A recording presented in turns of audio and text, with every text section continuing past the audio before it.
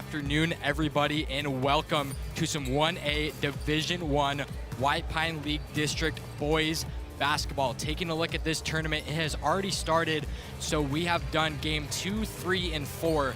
So for game 2, Lapwai did beat Prairie 60-47. For game 3, Kendrick defeated Potlatch 51-44. And game number 4, Logos beat Troy 68-43. Kamiah does have a bye. They are the number 1 seed, so they are automatically advanced to the game on February 24th at 6 p.m. So if you're the Prairie Pirates, you're at a golden spot right now. But for right now, we have the Potlatch Loggers against the Kendrick Tigers. The Loggers, like I mentioned before, Potlatch lost to Kendrick 51-44. So both teams coming off of games next to each other. So it is set to be a great one here this afternoon. It is a triple header here in Lewiston, Idaho at the beautiful LHS campus. None of this would be possible without the Diamond Shop, brought to you by the Bengal Network. And a special thank you goes to the sponsors of the Bengal Network for the White Pine Basketball Tournament, starting off with Story Family Medicine. They are a direct primary care clinic located in Moscow, Idaho, serving the Palouse. Founded by Dr. Rod Story, a board-certified family physician with 18 years of diverse medical experience, including emergency room, hospital service, and nursing home care. The clinic emphasizes on personalized and accessible health care. Boyer Gravel is a family-owned and operated business in the Lapwai area. For 47 years, we have delivered gravel all over the area to the Lewis-Clark Valley and all the surrounding communities. Give us a call Monday through Friday from 7 to 5, and we will give you a price and put you on the schedule. No job too big or too small. Give us a call at 208-843-2551. At Forge Constructions, we don't just build homes, we deliver high-quality elite homes with a culture of hard work, leadership, and teamwork. Founded by Brad Covington, a firefighter with carpentry and excavation experience, we prioritize efficiency and accountability in every project. Just like in sports, teamwork and trust are key. From laborers to designers, we operate as one unit. Visit forgeconstruction.work. That's correct, .work. Big thank you to the White Pine sponsorship. Couldn't be possible without you. Once again, thank you so much for supporting the Bengal Network. As for this afternoon's game, we have a great one. The Troy Trojans against the Potlatch Loggers. Tip-off is under 2 minutes. We will see you after the Star Spangled Banner and the starting lineups. Don't go anywhere here on the Bengal Network, brought to you by the Diamond Shop.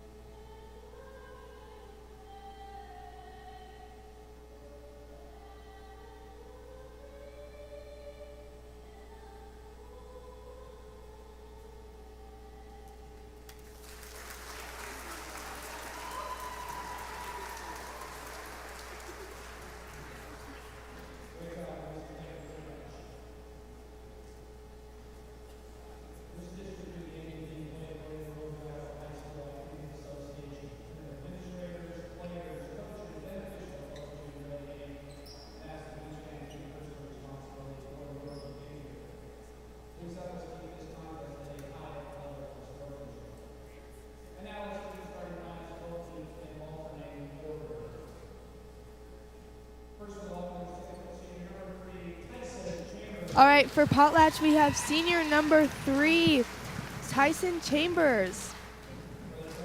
And then for the Trojans, we have number 2, Wade Mosier. He's a junior. For our Potlatch Loggers, we have number 4, Chase Lovell. He's a junior.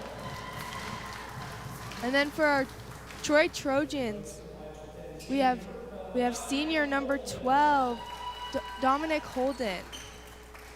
And then for our Potlatch Loggers, we have number 15, Everett Lovell. He's a senior.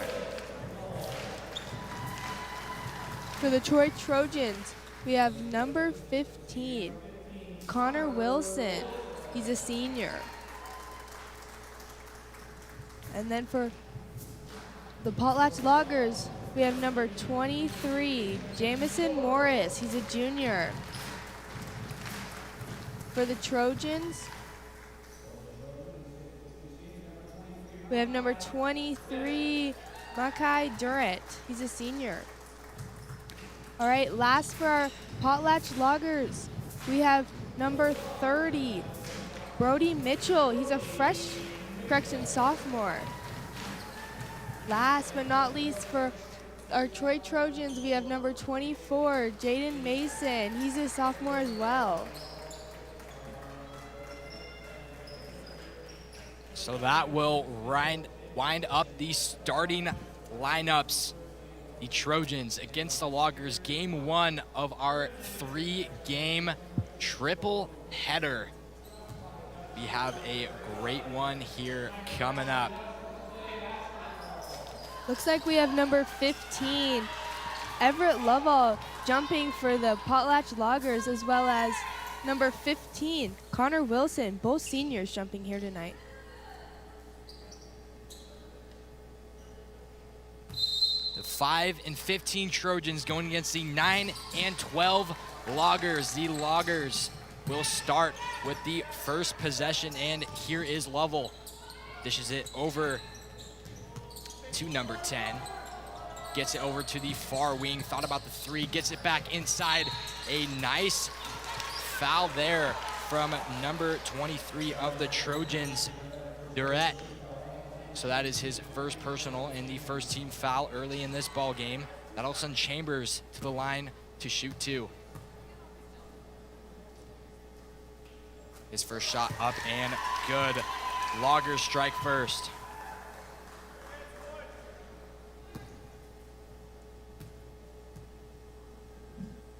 Second shot, 2 for 2 for Chambers. Trojans taking the ball down the court. Leading it is Holden. Holden finds a long pass to Mason. Mason looking, double teamed on the far wing. Trapped inside and a ball poked away. Mitchell's got it. He's gonna decide to take the ball back. And the Loggers setting up their offense now. Yeah, it looks like both teams are running a zone. Potlatch having trap. Trojans don't look like they're trapping so far, though. Lovell drives in, is no good, but gets his own rebound up and good for 2. Chase Lovell with a nice putback to 4-0 Potlatch. Here comes number 12 Holden. Dish it over to the right wing, now at the top of the key. Corner side is up and no good for Durrett, and a defensive rebound for Potlatch. Potlatch in control now. Here's Mitchell. Mitchell's gonna drive left, take it all the way. His left-handed layup up and good. The Potlatch offense is rolling here early in this first quarter. Potlatch taking advantage of their speed here and taking it up the court fast. Ball getting passed around the perimeter for the Trojans. A nice backdoor cut, but that is no good for Moser. And Trojans lose the ball, and they're gonna call a foul. An offensive foul, I believe, on Lovell. Not sure what that call was there. No indicator of an offensive foul, so maybe a travel violation there. Skip pass over to the corner wing is up, no good. Battle for the board falls into the hands of Lovell, and they're gonna take it for the Trojans. Mitchell with the left-handed laying up, no good, but a foul. Durrett with the foul there. His second personal already, so we'll see if he's going to take a seat with 2 early in this first quarter. Mitchell to the line to shoot 2, the 5'10 sophomore. First shot, no good. Take another look at this replay brought to you by the Diamond Shop. That foul send Mitchell to the line. Went 0 for 1, make that 0 for 2. Nice box out by Durrett. Durrett's just gonna take it. Looks Durrett like looking. Hands it off to Mason. Nice interception by Lavel. Lavel gonna take it one-on-one, decides to go up for 2, and that is just stolen. Fast break opportunity for Durrett, and that right-handed layup up and good. Trojans finally on the board after a pretty quiet first quarter so far. Yeah, the Trojans did a very good job of moving the ball up the court on that last one. Morris looking inside. Finds number 15, Lavel, good for 2. This Potlatch offense is rolling against these Trojans so far. Here's Durrett on the right wing. He's gonna pause, finds someone in the corner, that's Moser. Durrett for 3, no good. Offensive rebound up and good for number 12, Dominic Holden, the 5'10 senior. Offensive rebound so key in basketball. We'll see who gets the majority of those, often win the ball game. Here's Mitchell on the right wing. Looking inside, finds Lavel. Over to the far wing, pump fake, drives in, double teamed inside the paint. Needs to dish it off to someone, finds Mitchell in the corner for 3. No good, but an offensive rebound, a long board from Mitchell. Another corner 3, shot up and good. That one was for number 4, Chase Lavel, and that forces head coach of the Trojans to call a timeout. This timeout brought to you by Story Family Medicine. They are a direct primary care clinic located in Moscow, Idaho, serving the Palouse.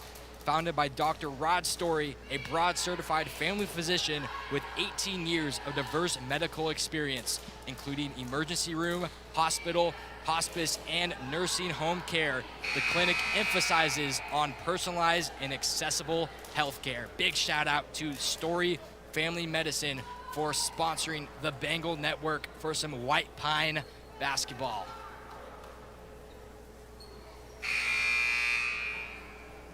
So Trojans saw enough of the Loggers so far, down 11-4 here in the first quarter. We'll see if the Trojans can make something happen. Yeah, the Loggers have been doing a very good job of swinging the ball and just finding a good shot. Ball movement, such a key factor in basketball.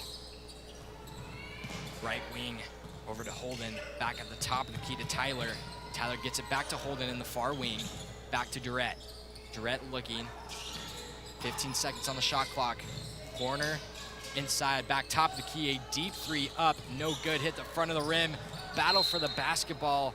They're gonna say it was last touched by a Logger. It will be Trojan basketball. Yeah, it looks like the Loggers in a 2 down, 3 up zone here. Really pressuring the ball. Durrett drives right, that lane misses everything, but an offensive rebound. And a shot is up, no good, but yet another offensive rebound for Wilson. And they're gonna get called for the foul. That foul is on a Logger. Number 3, Tyson Chambers, a 6-foot senior. 2 team fouls for the Loggers now. Trapping in the corner, struggling to get that ball out. Interception. Dangerous pass from Mason, ends in a turnover here. Double teamed inside the paint, lost the ball a little bit, but that top of the key, a deep 3 up and no good. Almost rebounded by Wilson, but fell in the hands of Moser. And here come the Trojans trying to chip away at this lead, but just an ill-advised pass from Mason there led to another Trojan turnover. Yeah, it looks like we have number 4, Chase Lovell, taking the ball up right now. Lavel's done a great job taking the ball down the court, facilitating this offense. They have been rolling so far. Mitchell in the right wing, dished it over to the far wing, and that is up and good for Morris. The junior knocks down that far corner three, puts the Loggers up by 10. Here's Holden now. Over to Durrett, looking inside in the corner. Left wing three is no good. Nice strong rebound by Laval. Laval's gonna hand it over to Laval. Right wing three up and good. Things are falling for the Loggers. Morris with another three. And they're saying basket's good and a foul on number 24 of the Trojans, Jaden Mason. So the Loggers retain possession and get the three. The basket does count. Loggers with another chance on offense. Looks like they have a box set here, trying to swing it to the outer. Talk to him again. Number 23, Jamison Morris. 3-3 so far. He's pumped up. Loggers, all the momentum, up by 16. I think they're trying to two-man front this, but really struggling to get the ball inside or set something up here. Durrett looks inside to Wilson. Wilson up, no good. Almost an offensive rebound, but it did fall into the hands of Moser. Up and good for two. Trojans able to respond with some points, but this Loggers offense is hard to stop. Here comes Chambers. Chambers gonna drive in, stop, pop, up, and good for two. Nice pull-up jumper from Morris at the free throw line. 22-6 Loggers. The Trojans really taking their time getting the ball up the court here. Holden now gets it over to Durrett. Durrett thought about the two, no good. Wilson into the hands of Mitchell. A long pass there, and a foul is gonna be on number 12 of the Trojans, Dominic Holden, the 5'10" senior. 4 personal fouls for Troy. One more. Potlatches will be in the bonus. And a nice backdoor cut into Mitchell. Doesn't get much easier than that for the Loggers. 24-6, all Potlatch here. Durrett taking the ball down, looking to set up something. Something needs to go for the Trojans. A nice cut inside. Beautiful pass to Wilson. Wilson's been the main facilitator for the offense, scoring the majority of the Trojans' points. Only 8 points scored in the first so far. Good drive in, up, and no good, but that led to a foul, so that'll send Laval to the line to shoot two. Foul's on number 12 of the Trojans, Dominic Holden, his second personal. Looks like we have some subs here. Looks like we have number 4, Alex Paradise, a sophomore going in, as well as number 5 from the Loggers, Hayden Chicktick, a junior. After sinking the first one, Laval's second shot up and good. Extending that Potlatch lead to 18. Durrett gets it to the left wing. Now looking corner, but just couldn't handle it. Was Holden, and miscue after miscue for the Trojans. Yeah, Trojans really not being able to take care of the ball so far has really affected their score deficit. Laval now taking it. No one's stopping him. A floater two, and that will circle in a little toilet bowl. Puts the Loggers up by 20. About a second and a half between the shot clock and game clock. Trojans couldn't get the last shot if they want. We'll see how they spend their last possession. Pull-up jumper is up and good for two for Holden. Shot clock turned off for the Loggers. Looks like they're gonna slow it down and take the last shot of this first quarter. They have been lights out so far on offense in this first. Yeah, really taking control right now, using their time to their advantage to just get one shot off. Laval's driving left, a little step back, no, but Laval for three, no good. And that will be the end of the first quarter. The second quarter brought to you by Story Family Medicine. They are a direct primary care clinic located in Moscow, Idaho, serving the Palouse. Founded by Dr. Rod Story, a board certified family physician with 18 years of diverse medical experience, including emergency room, hospital, hospice, and nursing home care. The clinic emphasizes on personalized and accessible health care. Big shout out to Story Family Medicine for sponsoring the Bengal Network here on some White Pine basketball. Trojans in a big deficit here. Loggers are rolling.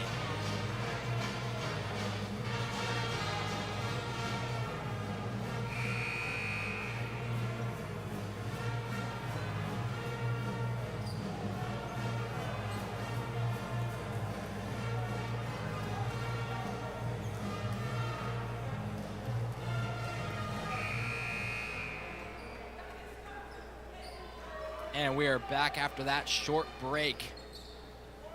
28-10 Loggers. A very high scoring first quarter there for the Potlatch Loggers. The three ball has really been the difference maker for the Loggers. We'll see if they can continue being lights out from beyond the arc.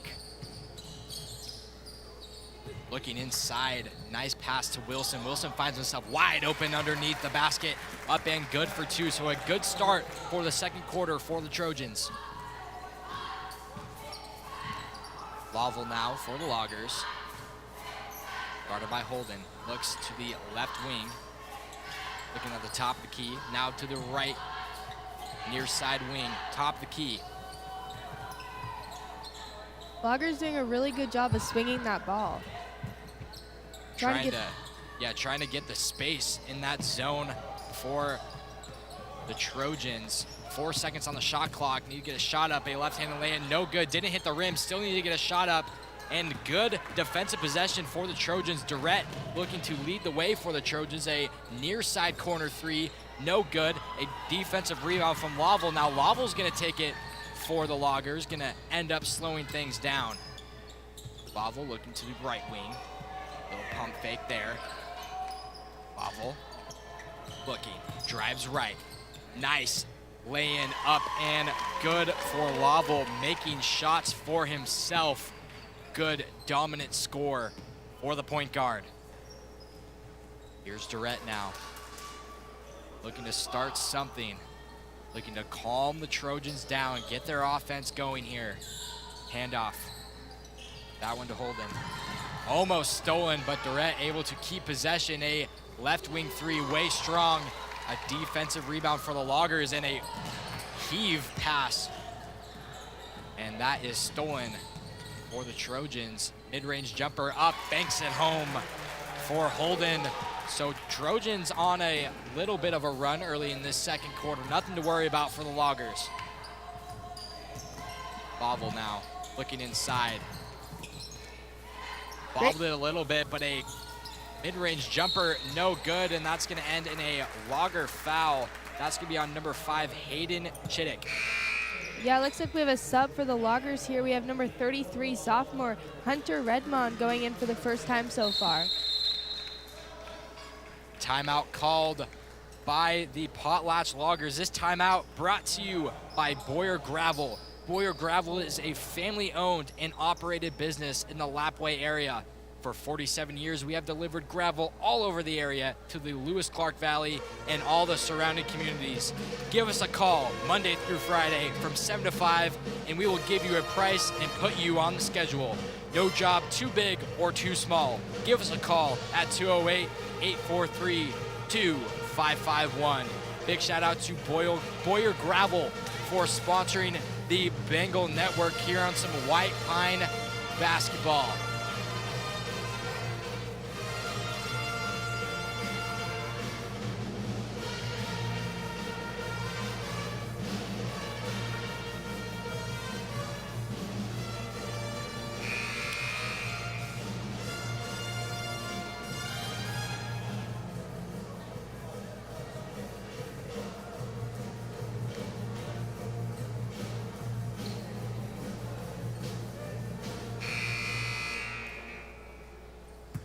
We are back after that Logger timeout. Coach not liking what he's seen. Some sloppy passes from the Loggers on the last couple possessions. We'll see how the Trojans, if they can continue their offensive run here. Here's Holden, now over to Wilson. Wilson usually inside the paint, now beyond the arc. Mason looking, dead ball now.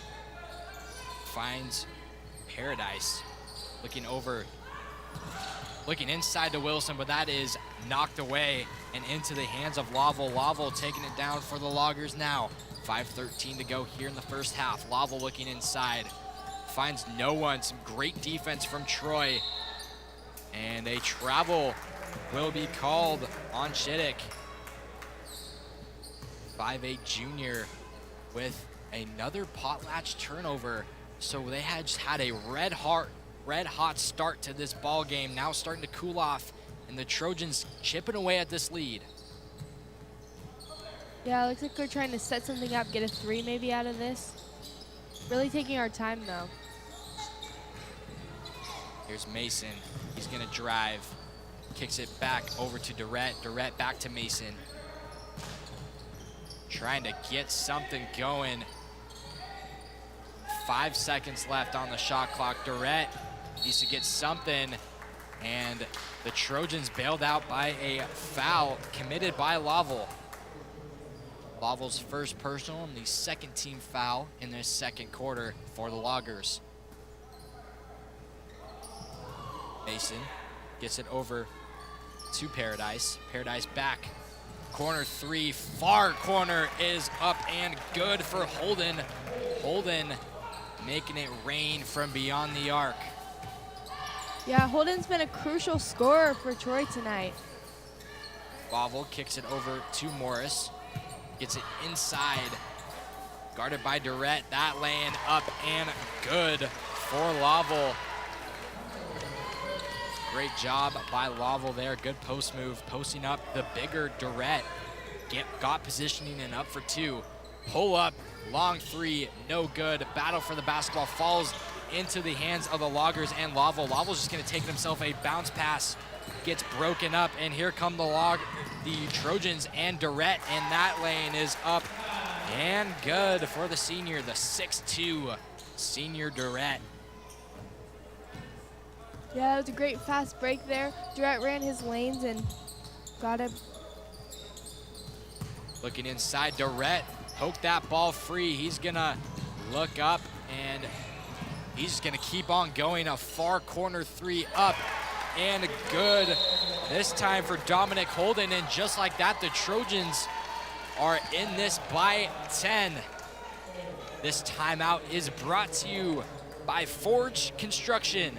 At Forge Construction, we don't just build homes, we deliver high-quality elite homes with a culture of hard work, leadership, and teamwork.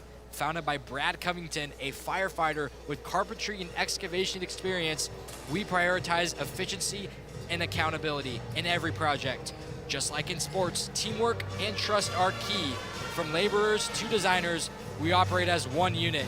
Visit Forge Construction Work, that's correct, .work. So Trojans really having some efficiency on offense and chipping away at this lead, only down by 10.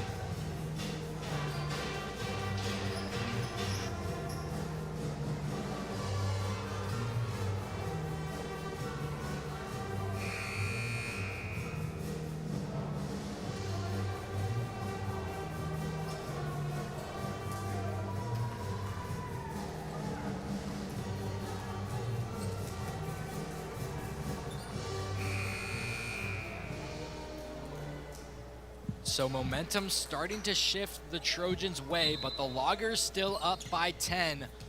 We'll see how the end of this first half unfolds here on the Bengal Network, brought to you by the Diamond Shop. Here's Laval, left wing 3 up. High bounce is no good, but a tipped pass from the Trojans falls back into the hands of the Loggers. Laval will reset the offense now. Trying to get a screen opportunity, but looking inside. Driving up and lost the ball was Chambers, and another turnover for this Logger team. A consistent key for the Loggers thus far. Wilson posting up. Didn't have position underneath the hoop, and a missed shot opportunity. Logos and Lovell back on offense. Chance to expand this lead, looking. And a travel call, took one too many steps. Back-to-back turnovers for the Logos. Out of that, Potlatch timeout. Yeah, definitely their turnovers so far for Potlatch has really been affecting. The gap is getting smaller. Durrett looking to the right. Wilson double teamed. And who will that be last touched by? They say Logos didn't touch it. It will be Logger basketball. Great trap by the Logos, forced that turnover. Logos able to expand their lead with the bucket here, but they have been ice cold on offense so far. Yeah, really strong scoring first half, and so far in the second, we only have 1:50 left, and they haven't scored much so far. Looking inside, lost the ball there, lots of contact, no foul into the hands of Wilson. And Holden will take the ball down into the corner. Left wing pull-up three for Holden is good. Holden with quite a bit of threes in the first half. The game's leading scorer, without a doubt, keeping the Trojans in this ball game. Yeah, Holden's been a threat on offense. Inside, a beautiful post move to Lovell. Great pass, great positioning, an easy bucket for the Logos. Minute and 10 to go here in the first half. Durrett now, guarded by Mitchell. Top of the key. Durrett. And they're gonna call a foul on Mitchell. Durrett kinda leaned his shoulder into Mitchell, but they will call that foul on Mitchell. His first and the team's third. Trojans have not fouled here in this second quarter. Lovell with a pull-up jumper is good. So the dominance continues for Holden on offense. Threes are going his way, keeping the Trojans and closing that gap every possession. Yeah, three can change everything. We have such a shorter gap right now, only a 6-point game. Mitchell hands it over to Morris. Morris for three is short. Now, here comes Holden. Holden red hot on offense. A beautiful bounce pass to Wilson. Wilson unable to finish the left-handed lay-in. And here comes Lovell. Lovell's gonna slow it down. Had Mitchell down, but decided to keep it himself for the last shot opportunity here in the first half. Logos up by 6, trying to extend that lead before halftime. Lovell, 5 seconds remaining. Will he have enough time? A three up and banks it home for Everett Lovell. So what a way for the Logos to end the first half, 37-28. The Potlatch Logos in the lead. So if you're the Trojans, what's the halftime speech looking like? What are you trying to improve on going into the second half? I think they just really need to take better control of the ball and just to get more shots up. They really shot more in the second half, and they really closed that gap up. Yeah, looking at the shooting percentage, I would imagine that the Trojans have a higher shooting percentage than the Logos. Just the Logos have the way better ball movement, and that's led to more shot opportunities. So we will see you at the start of the third quarter for some more White Pine basketball action. You have some words for our sponsors coming up, and we'll see you at the start of the third. Story Family Medicine is really different than your usual practice. It's a direct primary care clinic. You might not know what that means, but direct primary care is basically saying, how can we make the care between a doctor and a patient, the relationship, more simple so that it works better. Everything that you do when you see a doctor is really cared for by a single monthly fee. Growth means that we can be healthier all over. Healthier as in keeping the right number of patients for the right doctor. Really never getting so big that you can't know your doctor and your doctor can't know you. We want to be different.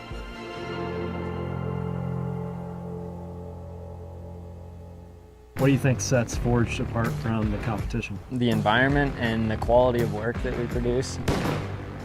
I think that we can really hone in on somebody's specific wants with whatever they're wanting to build and want the end result to look like. It's really nice to have a group of people that work really well together, along with our project managers are really good at working with the customer as well. And I think it's a really special place to work, that's for sure.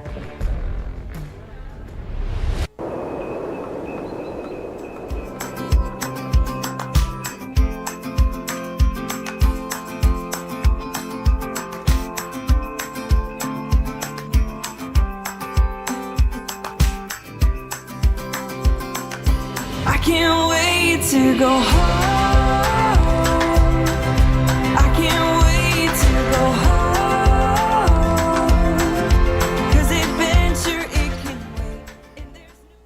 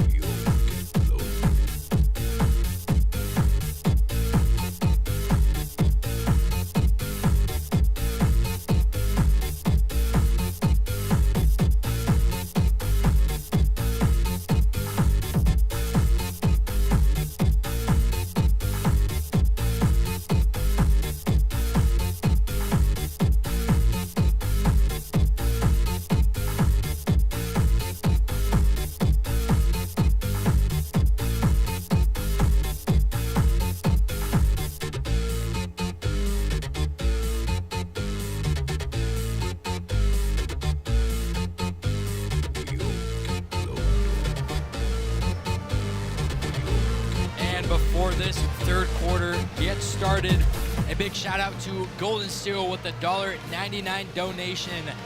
This is a free stream and we would appreciate your support. You can give a super chat if you do want to, but your viewership is far enough. Shout out to all 61 people watching right now. We appreciate your support, supporting the Bengal Network. This third quarter is brought to you by Boyer Gravel. Boyer Gravel is a family-owned and operated business in the Lapwai area. For 47 years, we have delivered gravel all over the area to the Lewis-Clark Valley and all the surrounding communities. Give us a call Monday through Friday from 7 to 5, and we will give you a price and put you on the schedule. No job too big or too small. Give us a call at 208-843-2551. So at the end of that second quarter, the Trojans really started to get some footing going, but a last-second bank three got some momentum on the Loggers side.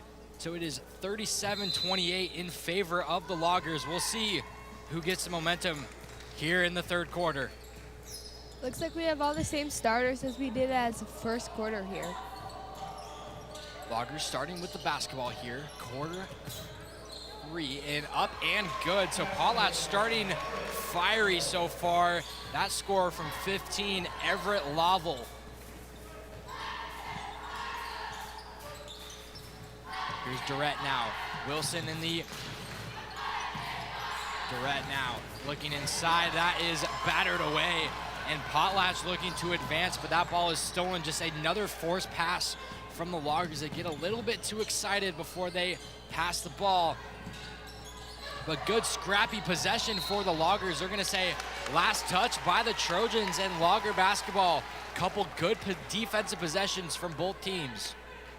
Yeah, both teams not taking care of the ball very well. Really affecting their offensive position. Bobble now. He's gonna take it, hands it over. Bobble in the corner wing, and that is up and no good. Rattles in and out, and Durrett taking the ball down. Durrett with a full head of steam, no one's stopping him until number 3 of the Trojans, Tyson Chambers, gets a hand in there, but too much skin, and that is a foul on Chambers, his second personal, and Potlatch's first team foul. Running a box set here, trying to get it out to number 12 for a three. A three is up, no good for Holden, and Loggers retain possession. Holden now. Here's Lovell driving in. Went in for the lay-in, but just lost the ball there. Another Potlatch turnover. So Trojans able to chip away at this 11-point deficit. Taking their time, taking the ball up, trying to set something up here. Durrett now gets it over to Holden. Battered away a little bit, but retains possession. Looking for Wilson inside. Wilson couldn't corral it. Great defense from Chambers there, knocking the ball free and getting Potlatch in back possession on offense. Yeah, the Trojans haven't got a shot off so far this half. Here comes Lovell now. Lovell hands it over to Mitchell. Mitchell at the top of the key, now at the corner side wing. Lovell, far side wing, dribbles, drives in, nice floater up, and it will rattle in after hitting the backboard in the rim a couple times. Goes down for Lovell. 41-28, Potlatch. Durrett taking the ball down, taking his time, starting to get the offense going. Far side wing, looking. Top of the key, not much doing for the Trojans on offense here in this third quarter. Nice steal by Mitchell. Mitchell's just gonna take it all the way, left-handed laying up, and good strong finish for Brody Mitchell, the sophomore, getting some points on the board for the Loggers. Durrett looking at the top of the key, finds Mason. Mason's gonna drive left, take it ball back out. Far side wing for Durrett, guarded heavily beyond the arc. Switch there inside to Wilson. That lane wide open, but no good. It was rebounded by Lovell. It's just that pass from Lovell to his brother Laval, just not there. So a costly turnover, a completely preventable turnover for the Loggers. Trying to get that ball in here. Threat now. Slowing it down for the Trojans. Trojans lackluster on offense. Top the key, thought about the three, was Holden. He has been lights out so far. Holden finds Durrett. Durrett guarded by Laval. A screen from Wilson sets up Durrett. He's gonna drive in. Nice pass inside to Wilson, but just unable to finish. Seems like there's a lid on that hoop. Fouls on number 4 of the Loggers, Chase Laval, the junior. So 2 team fouls on the Loggers. That's just Laval's first. We got Wilson on the line right now. First shot up and good for Wilson.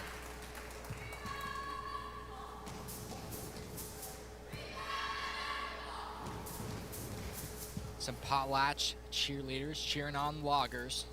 Wilson's second free throw up, no good.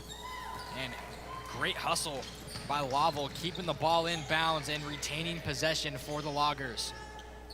Under 4.5 to go here in the third quarter. Chambers back over to Laval. Laval gets it over to Mitchell. Mitchell looking for Laval, but that was no good, and a backcourt violation finally called before the Loggers got possession in the backcourt. So over and back, it will be the Trojans' ball, and they really need something on offense. Durrett looking, top key for Holden. Holden guarded by Laval. Double teamed, looking inside, another beautiful pass to Wilson, and that one will finally fall in for Wilson. Good offensive ball movement from the Trojans on that possession there. There's Mitchell looking inside. Laval. And uncharacteristic basketball in the third quarter so far for the Loggers. Chambers with the turnover there.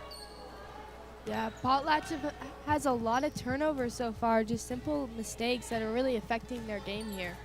And they're just completely avoidable. Just, it comes down to those simple passes that they're just not making. Durrett skips it over. That is stolen by Mitchell. Great hands and great awareness from Mitchell, stealing that ball away. Laval now. Looking to Chambers, far wing. Back up at the top of the key to Laval, looking inside, but that is knocked away and into the hands of Durrett. Nice little Euro step there, but that right-handed lane, no good. Chance for a fast break opportunity, a 3-on-1. Bounce pass up and good for Carpenter. That steal led to a 3-on-1 opportunity for Potlatch. They were able to capitalize with a transitional bucket there. Extends the lead, 45-31 for the Loggers. A 3 up and no good, a rare miss from Holden. Holden almost fouled Laval, no call there. But an off the ball foul called on Durrett, so an offensive foul for the Trojans. That is, no, excuse me, not on Durrett. That was an off-ball foul on Connor Wilson, his second personal. And that one was on the Loggers. Taking our time taking the ball up here, trying to set something up. Looks like we have a high post and low post in right now. New player Buchanan checked into the game. Buchanan looking. Finds Holden. Holden guarded heavily by Laval, such a lethal three-point shooter. They're gonna guard him wherever he's at on the court. Wilson, nice bounce pass to Durrett. Durrett goes up, no good, but a foul.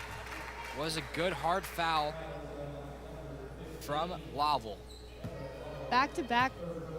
Oh, correction. So Laval's third personal foul. 4 team fouls for the Loggers, 2:08 to go. So we could see the Trojans in the bonus potentially here in the third. Durrett unable to knock down the first. This is the part where free throws start to become crucial here. Heading into the fourth quarter, every possession starts to be more and more crucial. Durrett able to knock down his second. Trojans down by 13 here. 2 minutes to go in the third. Both teams needing to get some points on the board here. Laval, far wing, corner. Looking a nice skip pass to Chambers. Top the key to Laval. Back to Laval. Looking inside, Laval goes up. No good for two, but is foul. Foul is on Durrett. That is his third personal and just the first team foul for the Trojans. Have really kept it clean here in the second and third quarter. So that sends Laval to the line to shoot two. Able to sink the first, extending that Lager lead to 14. Yeah, looks like we have a sub for the Trojans. We have number 3, Rowan Tyler, a junior, first time in the game today. Laval's second shot up, no good, but an offensive rebound for the Loggers. A huge rebound. Here's Mitchell. Laval looking inside on Durrett. Nice corner, 3 up, no good, but another offensive rebound. A put back 2, up and good for number 3, Tyson Chambers. Loggers using those second chance opportunities, and that will force the Trojans to call timeout. This timeout brought to you by Story Family Medicine. Story Family Medicine is a direct primary care clinic located in Moscow, Idaho, serving the Palouse, founded by Dr. Rod Story, a broad certified family physician with 18 years of diverse medical experience, including emergency room, hospital, hospice, and nursing home care. The clinic emphasizes on personalized and accessible health care. Loggers had a great stretch there at the middle and end of this third quarter. We'll see if they can continue this dominant performance, find themselves up by 16.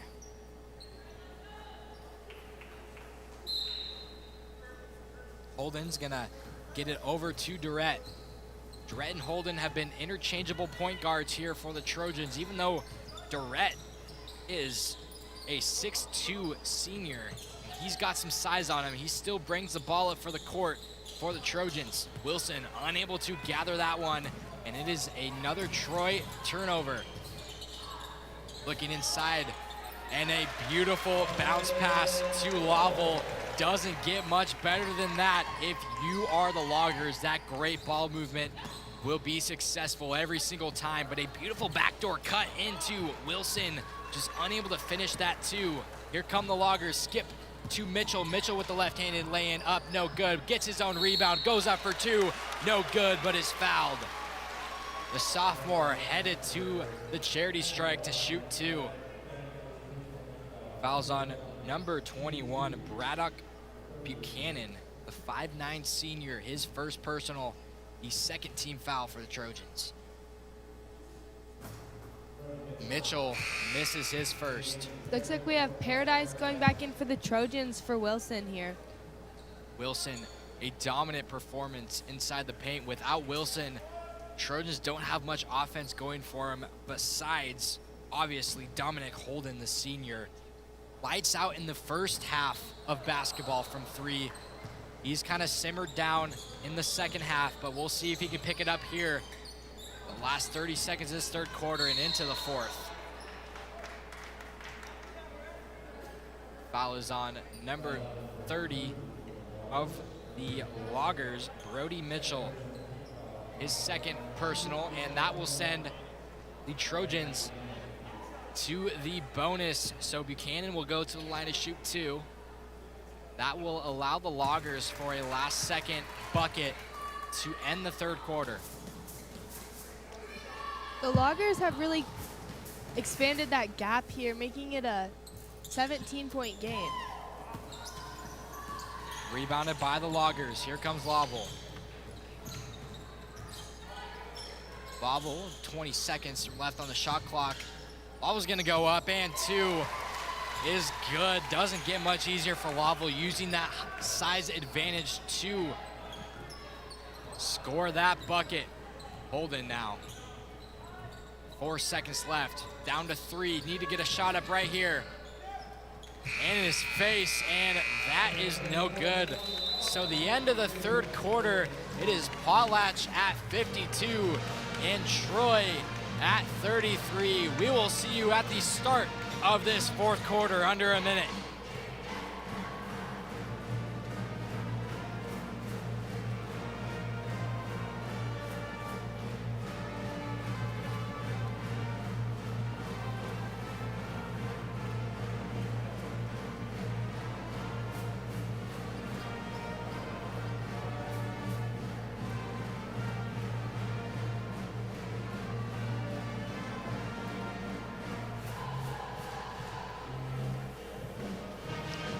This fourth quarter is brought to you by Forge Construction. At Forge Construction, we just don't build homes, we deliver high quality elite homes with a culture of hard work, leadership, and teamwork. Founded by Brad Covington, a leadership and firefighter with carpentry and excavation experience, we prioritize efficiency and accountability in every project. Just like in sports, teamwork and trust are key. From laborers to designers, we operate as one unit. Visit forgeconstruction.work. That's correct, .work. Fourth quarter underway here in Lewiston. Trojans find themselves down big. Loggers on top. Holden starting the ball, bringing the ball down the court for the Trojans. Top the key, Buchanan, guarded by Mitchell. Here's Tyler now. Fake pass, gets it over to Holden. Holden with the wide open three is good. You cannot leave Holden open beyond the arc. So now, here comes Lovell, guarded by Holden heavily. Lovell creating some separation. Holden wanting a foul. Looks like Lovell hit his lip there. Skip pass to Lovell. Over to the far wing, looking inside to Lovell. And a nice move there, getting some separation, and into the bucket is number 15, Everett Lovell, the senior. Here's Holden there, guarded by Lovell. These two have been battling all afternoon. Tyler now inside, and that will end in a foul. A Logger foul, that one on number 23, Jamison Morris. Just his first personal and the first team foul of this fourth quarter. Looks like the Troy Trojans here are setting up a... And before that, it will be a timeout. This timeout brought to you by Boyer Gravel. Boyer Gravel is a family-owned and operated business in the Lapwai area. For 47 years, we have delivered gravel all over the area to the Lewis-Clark Valley and all the surrounding communities. Give us a call Monday through Friday from 7 to 5, and we will give you a price and put you on the schedule. No job too big or too small. Give us a call at 208-843-2551.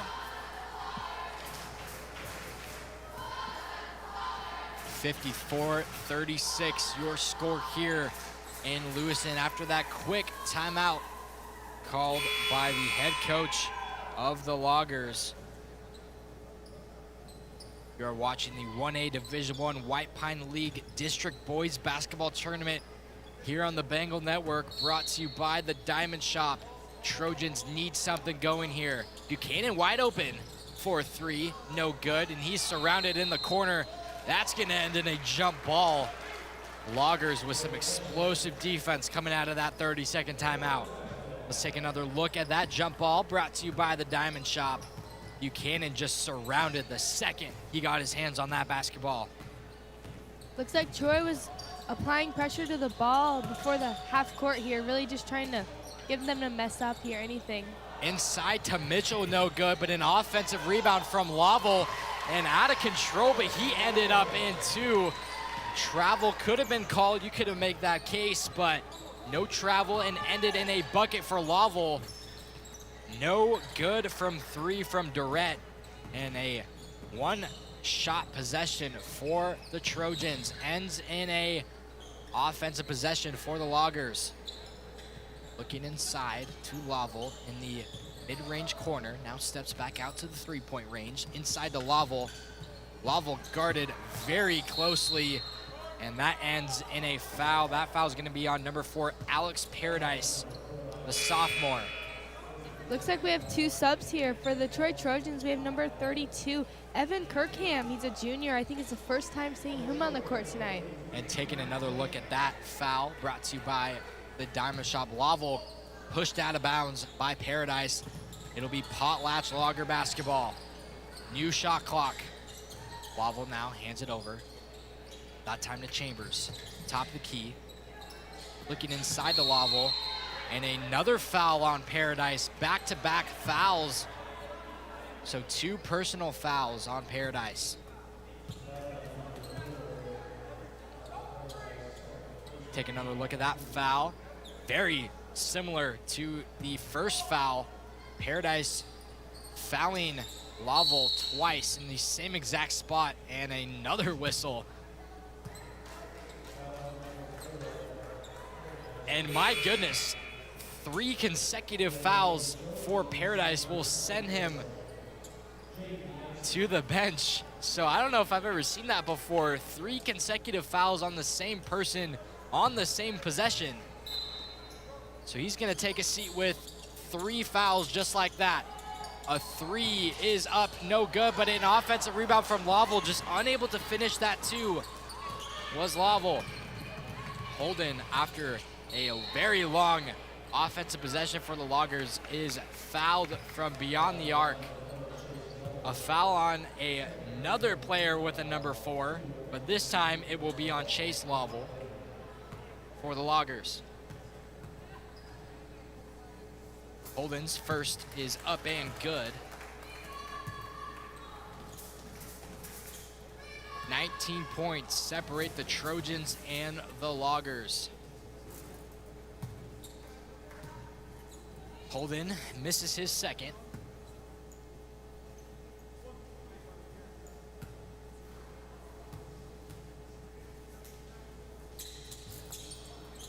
Missing that last one too.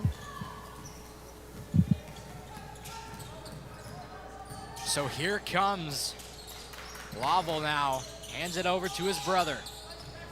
Another handoff action here for the Loggers. Deep mid-range shot is no good. Battle for the basketball will fall into the hands of the Trojans, and a quick foul on number 3, Tyson Chambers. Lots of fouls here early in this 4th quarter. It's 5:20 to go, and each team with 3 personal fouls. As you take another look at that foul from Chambers. That replay always brought to you by the Diamond Shop, such a great supporter of the Bengal Network. Trojans desperate for some offense here. And just some sloppy offense from the Trojans that we've seen in another foul here. This time on number 5 of the Loggers, number 5, Hayden Chittick. His second personal in the 4-team foul, so 1 more, and the Trojans will be in the bonus for the rest of this ball game. That could come up monumental here. Yeah, we have 7 fouls so far in this quarter with 5 minutes to go. Really, a lot of fouls so far. And another foul. And that is on Chittick again, so 3 personal fouls. Trojans will be in the bonus for the remainder of this ball game. 4:56 to go. Only down by 19, so if they can keep the fouls rolling and they can just come back on free throws, but you can't if you can't knock down these free throws. Yeah, not making very many free throws right now is really affecting that gap. We still have a 19-point gap here. Going 0 for 2 was Tyler. And yet another whistle and another foul. This time on Trojans number 32, Evan Kirkham, the junior, the 6'3" junior. So after that, 1 more foul from Trojans, and then the Loggers will be in the bonus for the remainder of this game. Big time fouls coming up. Chambers looking inside to Lovell. A deep 3 from Lovell, up and good. Lovell able to knock down the trifecta. Loggers continue to pour it on offense. 59-37. Durrett hands it over to Hold'em in the corner. He's double teamed by 2 Loggers. He will retain possession here. Holden's gonna take the ball out of bounds for the Trojans. 21 seconds on the shot clock. Deep 2 is no good. Rebounded by the Loggers. Battle between the 2 Laval brothers. Laval now gonna drive right. Laval taking it. Looking stolen. And here's Holden. Holden's gonna dish it over to Tyler, and great ball movement. Ends in a bucket for Jaden Mason. Fantastic ball movement led to an easy bucket for Mason. Laval now drives right, kicks it out. Top the key. Near side wing, and that will end in a travel for Chase Laval. Looks like we have number 15, Connor Wilson, going back in, as well as number 20, Buchanan, going in. We really need Wilson's height right now in this 20-point lead. And a timeout called by the Potlatch Loggers. Just gonna be a full timeout. This timeout brought to you by Forged Construction. We don't just build homes, we deliver high quality elite homes with a culture of hard work, leadership, and teamwork. Founded by Brad Covington, a firefighter with carpentry and excavation experience, we prioritize efficiency and accountability in every project. Just like in sports, teamwork and trust are key. From laborers to designers, we operate as one unit. Visit forgeconstruction.work. That's correct, .work. So it would be nothing short of a miracle if the Trojans can come back from this 20-point deficit. They have been down all game long, and their offense just hasn't quite connected in the way to go over these Loggers. Whether it's free throws or just mid-range shots, just haven't been knocking down. Things have not been going the Trojans' way. No, so far they've had a lot of turnovers and just not getting their shots up, and all their free throws really haven't been falling. Yeah, they're in the bonus for the remaining of this game. Loggers have done a pretty good job of keeping it clean, but if they can get the Loggers to keep fouling, they can maybe start chipping away at this lead. But 20 points, it feels like every possession has to lead in a score. Here's Durrett now, far side wing, guarded by Chambers. Skip pass, little dangerous pass to Holden. Holden's just gonna take it, and that 3 is no good. Last touch by the Trojans. It will be Logger basketball. You'd have to imagine if you're the Loggers, you take as much time on the shot clock as humanly possible just to walk out of here with a win. Yeah, the Trojans really just need a few more shots up here. Really making their shots fall could put them up. 20-point lead isn't that much. Top the key 3 is no good. Wilson with the rebound. Holden looking to advance the ball, finds Tyler. Tyler up for 2 is no good. But aggressive rebounding will end in a foul. And that foul is on number 5 of the Loggers, Hayden Chittick. So Holden will go to the line to shoot 2 as you take another look at that replay.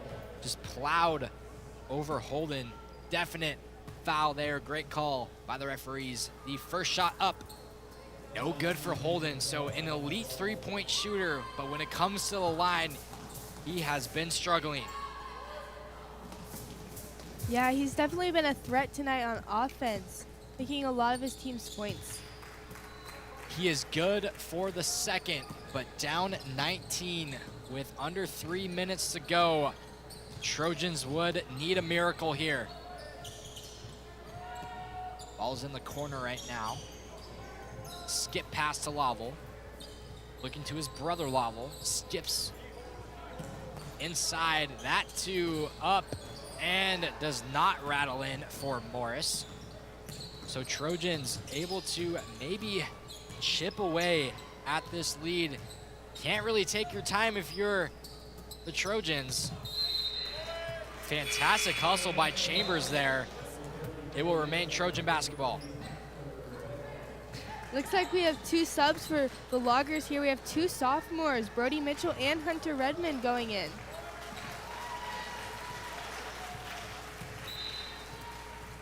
Morris getting a standing ovation for his performance this afternoon. That 3 from Durrett is no good, but an offensive rebound, for Buchanan. A nice put back up for 2. Wobble now. Guarded by Hardman. Over to Mitchell. Mitchell played a lot in the first half, but haven't seen much of him in the second. Looking inside, Laval with the mid-range pull-up jumper is good. Beautiful pull-up jumper for the Loggers. Making a 19-point lead here. Foul is called. Oldman receiving that foul, so he'll go to the line to shoot 2. That foul was on number 4, Chase Laval, his 3rd personal. Once again, Trojans in the bonus for the rest of this ball game. But it might just be too much for the Trojans to come back here. Holden making his first. Been at the line 3 times so far this quarter. Really hasn't connected too much. This is just his 2nd make in 3 trips to the line. Knocking the ball free was Mitchell into the hands of Laval.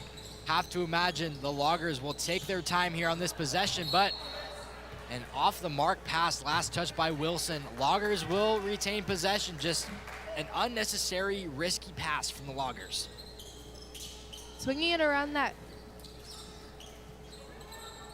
Laval for 3, no good, but a long rebound for Laval. He's gonna enjoy that reset of the shot clock. Pull-up jumper for 2 is good. Laval has had quite a bit of those here in the 4th quarter. Nice pull-up jumper, creating shots for himself. Durrett from way downtown misses everything. This is an elimination game, so it looks like the Trojan season will come to an end down 30, under a minute to go, and yes, their bench clearing out. So all of the starters for the Trojans. Devastating end to their season as the Loggers will come out on top. The question is by how much? Laval looking inside to Mitchell. Mitchell's 2 is no good, but an offensive rebound and just pure dominance from the Loggers. And that 2 is good from Hunter Redmond, his first time checking into this game. And another turnover created by that Loggers defense, and that led to a classic and 1 for Everett Laval. Looking at the Loggers bench, only have 2 bench players for the Potlatch Loggers, so definitely an in-shape team. They're used to playing the majority of the game, only carrying 8 players. Laval able to convert the and 1, up by 25. Trying to just get a shot off here, making this a little bit shorter. And a foul is committed by Mitchell, number 30, the sophomore. And that will send number 2, Wade Moser, the 6-foot junior, to the line to shoot 2. That's Mitchell's 3rd personal.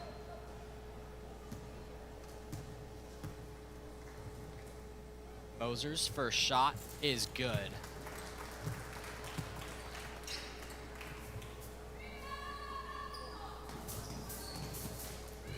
Make sure you stick here on the Bengal Network. We have 2 more games coming your way.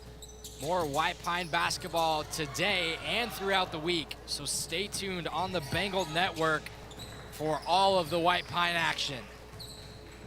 Laval looks like he's just gonna dribble it out, and the Potlatch Loggers will advance to the next round, dodging elimination, and they will advance. Your final score, 68-44. If we can pull up the bracket here, looking at who the Potlatch Loggers will play. Looks like they will play the winner of Kendrick and Logos. They are going to play on February 24th at 7:30 p.m. here at Lewiston High School. So if you are a Logger fan, mark your calendar, February 24th, 7:30 p.m. for Game 10 of the White Pine Basketball District Tournament.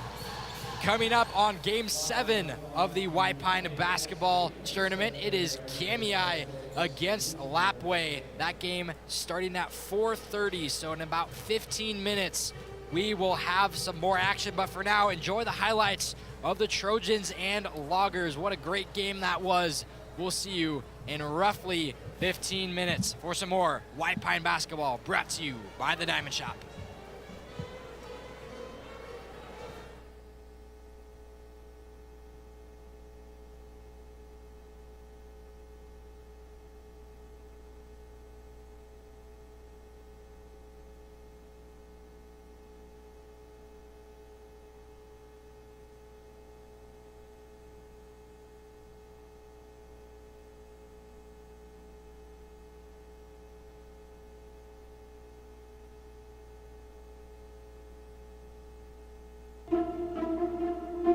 The story of family medicine is really different than your usual practice. It's a direct primary care clinic. You might not know what that means, but direct primary care is basically saying, how can we make the care between a doctor and a patient, the relationship, more simple so that it works better. Everything that you do when you see a doctor is really cared for by a single monthly fee. Growth means that we can be healthier all over.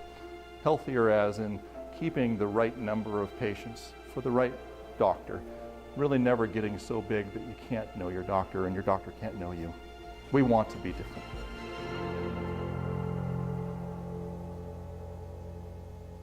What do you think sets Forge apart from the competition? The environment and the quality of work that we produce. I think that we can really hone in on somebody's specific wants with whatever they're wanting to build and want the end result to look like.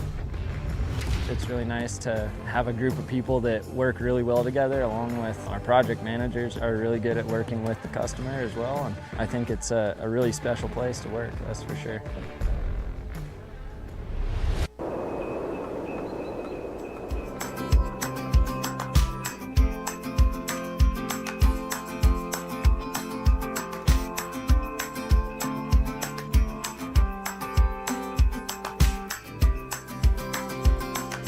I can't wait to go home.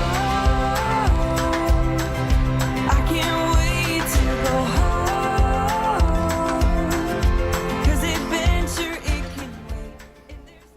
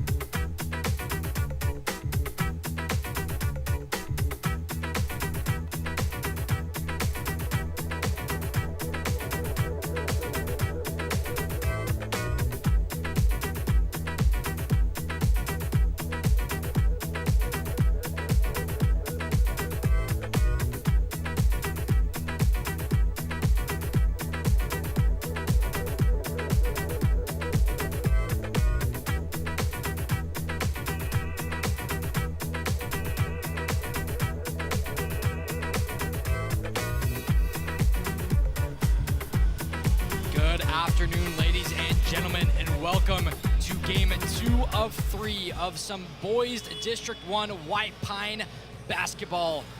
This is brought to you by the Diamond Shop. Let's take a look at the bracket here. The last game you just saw, Potlatch versus Troy.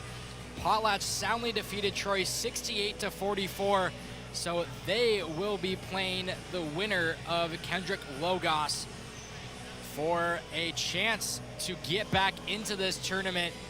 That game will be on February 24th at 7:30 p.m. So stay tuned for all of the White Pine boys basketball games. If you look over to the right side of the bracket on game 7, you'll see the Kamiah Cubs against the Lapwai Wildcats.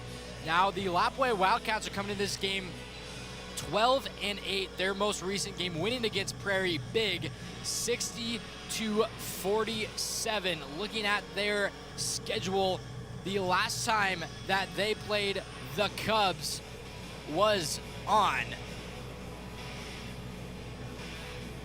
Can't seem to find. They're on December 11th, and they lost big, 67-38. And then they played again on January 23rd, losing 60-39. So the Cubs have the 2-0 series on the Wildcats. Moving on to the Cubs. Man, oh man, have they been red hot with a record of 18-1. They're only lost their most recent game on February 14th, losing to Logos 64-51. So the Cubs were on an 18 game win streak, just recently losing to the Logos Knights after their first game was on January 11th, winning 67-53. So the Cubs, such a dangerous team here in this tournament. But we will see the starting lineups. But before that, a big thank you to the sponsors of the Bengal Network for the White Pine basketball tournament, starting off with the Story Family Medicine. Story Family Medicine is a direct primary care clinic located in Moscow, Idaho, serving the Palouse. Founded by Dr. Rod Story, a board-certified family physician with 18 years of diverse medical experience, including emergency room, hospital, hospice, and nursing home care. The clinic emphasizes on personalized and accessible health care. Next, Boyer Gravel is an owned and operated business in the Lapwai area. For more than 47 years, we have delivered gravel all over the area to the Lewis-Clark Valley and all the surrounding communities. Give us a call Monday through Friday from 7 to 5, and we will give you a price and put you on the schedule. No job too big or too small. Give us a call at 208-843-2551. At Forge Construction, we don't just build homes, we deliver high-quality elite homes with a culture of hard work, leadership, and teamwork. Founded by Brad Covington, a firefighter with carpentry and excavation experience, we prioritize efficiency and accountability in every project. Just like in sports, teamwork and trust are key. From laborers to designers, we operate as one unit. Visit forgeconstruction.work. That's correct, .work. A big thank you to all of the White Pine basketball tournament sponsors for helping run the Bengal Network. It wouldn't be possible without all of your support.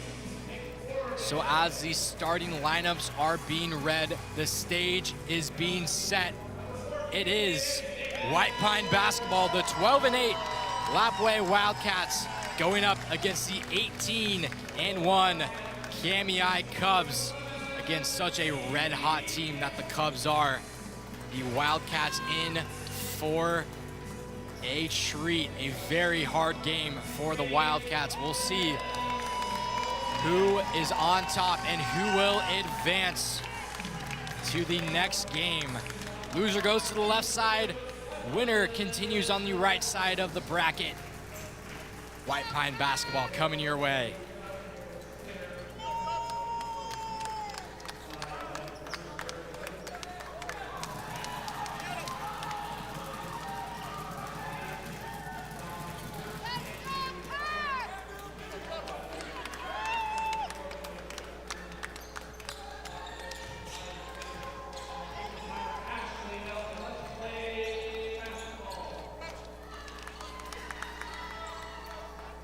Tip-off is between the senior David Klutt versus the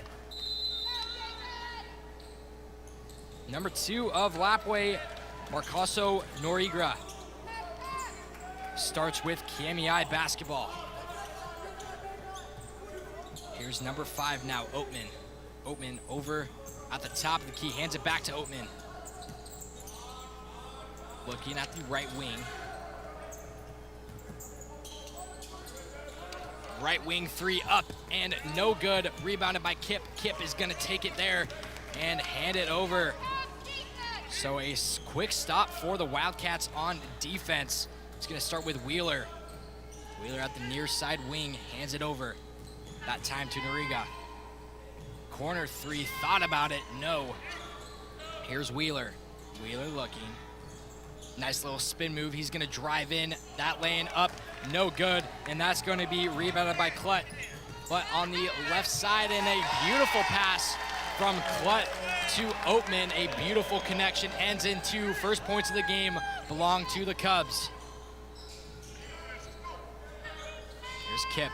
Kip is gonna drive left. Double team, kicks it back out in the near side corner. Gets it inside, a pull-up jumper, no good. Rebounded by Klut. Klut is going to heave it over to number 3, Crow. Crow's gonna take it now. Far side pass to the far corner to number 23, Guzman.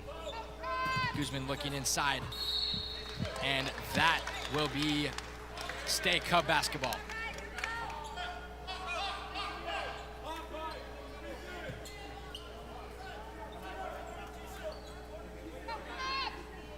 Klut now taking the ball out of bounds. Heaves it over. It's time to Crow, looking inside to Klut. Klut gets it over to the near side wing, and that's no good. Strong rebound by Kip. Kip is going to get it over to McCormick. McCormick will lay it up and in for 2. Not an easy lay-in, but got it to knock down. Here's Oatman now. Gets it over to Crow. Crow at the top of the key, setting up that offense. Gets it over to Landmark. Landmark back to Crow. Crow taking the ball out, taking his time. Back to Oatman. Klut over to the left wing. Crow. Crow for 3, no good. Battle for the basketball. Kip had it and then fell into the hands of Landmark. And it will be out of bounds. Lapwai basketball.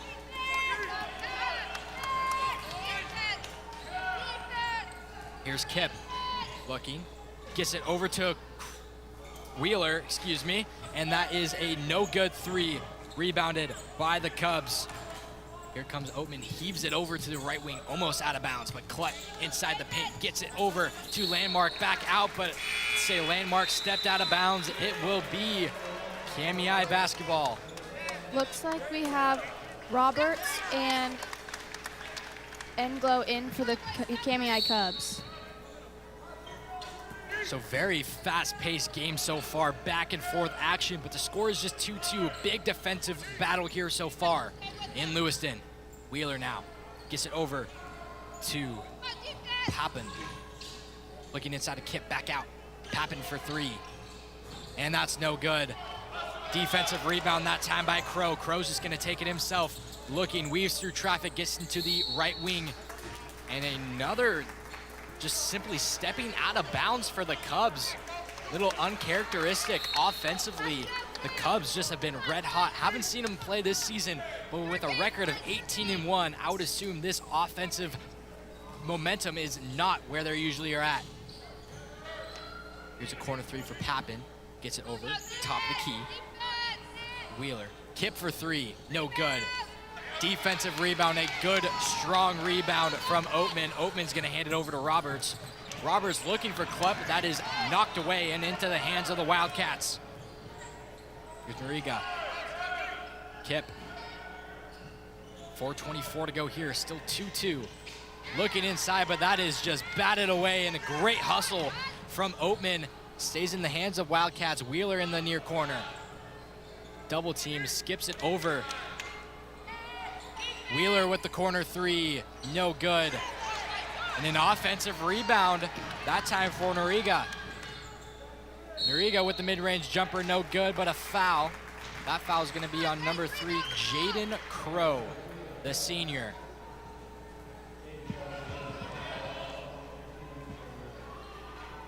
Lots of back and forth action, and the score is only 2-2. Wildcats have done a great job of sticking with this electric Cub team as they do get the lead here, as Noriega is able to knock down his first.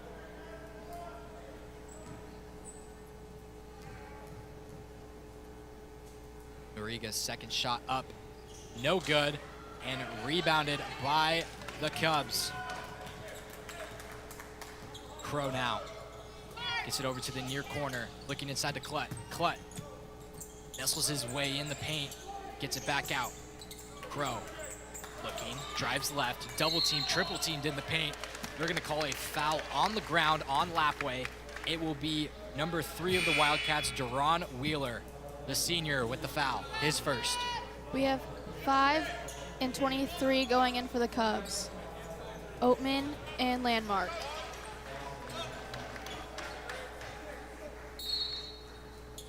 Taking the ball out of bounds is Oatman. Battle inside for Clutt. Clutt not finding anything. He's gonna drive baseline, a tall pass there for Landmark, able to get possession. And up goes Oatman for 2, no good, but a foul. That foul's on number 5, Jerice McCormick. The sophomore forward, his first personal, and the second team foul on Lapwai. Got another look at that foul on McCormick. First shot from Oatman is no good. Cubs still remain down by 1 after a very low-scoring first quarter. Only 3:33 to go. 2-3 is your score here in Lewiston. No good for his second. Rebounded by Kip. Kip looking up, but decides to slow it down and set up the offense very wisely. There's Noriega. Kind of a wild shot there, ended in no points, and Clutt got the board. He's gonna take it on the corner for Oatman. Oatman back into Clutt, but guarded heavily, double teamed, but found an opening somehow, some way, and a savvy move from Clutt for 2. Clutt has a pretty big height advantage against these Lapways and just is towering over all of them. Yeah, it's a size advantage that he just uses so good. His footwork is something else to witness. Kip for 3, no good. After a double team, that shot looked to be on the way, but no points here. Oatman now, near side wing, gets it back to Oatman. Mid-range jumper in the corner, no good. Rebounded by Clutt, an offensive rebound, battle for the ball. Great aggression there, ended in a jump ball. Possession arrow does go to Lapwai. Let's take another look at this jump ball, brought to you by the Diamond Shop. Just nice physical play from both programs. It is going to be a close one here in Lewiston. Here's Wheeler, double teamed on the far side. Hugging that half-court line, finally escapes from it. And this Kamiah defense is really attacking. Gets the ball out of the trap, but back to Wheeler. 15 seconds left on the shot clock, looking. Kamiah is giving them nothing on offense, and an offensive foul. That time on number 11, Vincent Kip. So great defensive possession from the Cubs there. Take another look at that charge, brought to you by the Diamond Shop. Definitely lowering his shoulder was Kip, and that is an offensive foul all day long. Oatman and Crow in for the Cubs. Ball advances over to the right wing. Oatman in the corner. He has nothing going for him. Finally gets it to Clutt, double teamed, but a nice skip pass in the far wing, up, no good, missed everything, and a defensive rebound for the Wildcats. And a kickball is called on the Cubs. So it will stay Lapwai basketball, 145 in a very low scoring first quarter. Lapwai up by 1. Excuse me, Kamiah up by 1.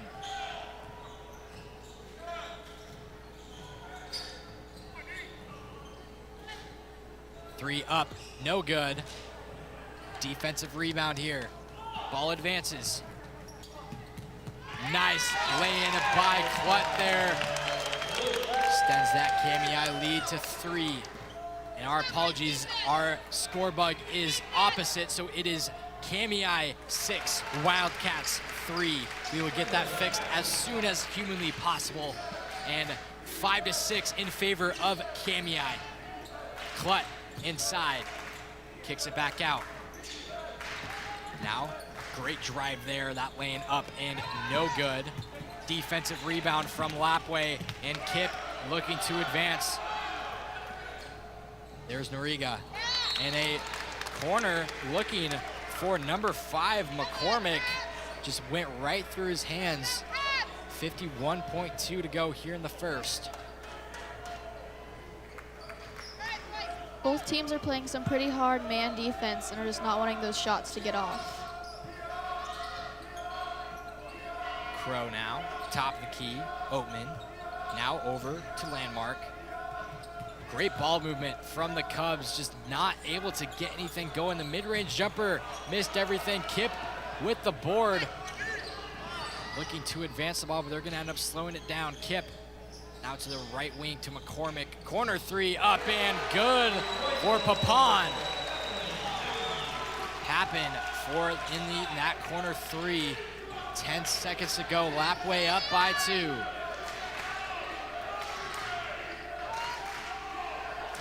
Deep 3 on the right wing. Delivers for number 3, Jaden Crow. The last minute bucket puts Kamiah up by 1. What an exciting first quarter that we just watched. And it is Kamiah up by 1.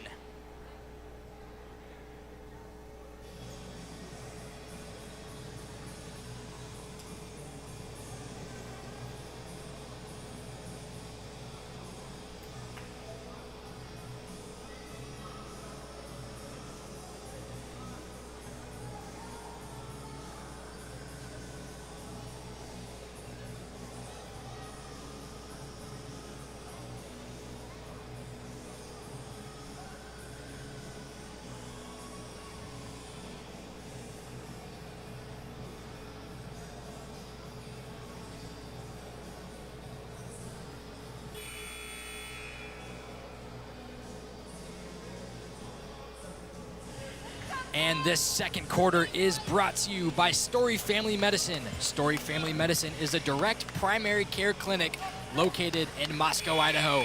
Serving the Palouse, founded by Dr. Rod Story, a broad certified family physician with 18 years of diverse medical experience, including emergency room, hospital, hospice, and nursing home care. The clinic emphasizes on personalized and accessible health care. So at the start of this second quarter, it is Kamiah 9, Lapwai 8. And we are ready to go here in the second. Top of the key. There's Landmark, gets it right back. And that ball is stolen by Conan. And nice defensive stop for Lapwai. It'll be Cub basketball. Landmark now over to the right wing. Back over to Crow. Crow, Oatman looking inside and out of bounds again. Another Cub turnover, excuse me. And it will be Lapwai basketball once again. One-man press just on Kip there.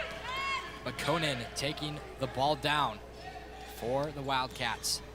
Right wing now in the corner, far side. Looking inside to Kip. Kip double teamed inside the paint. Threw the ball away there, and it is stolen by Oatman. Oatman just gonna take it himself. No one's stopping him.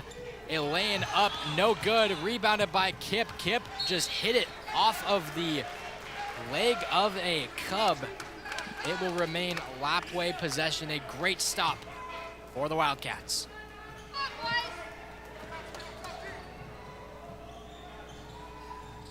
Here we go now.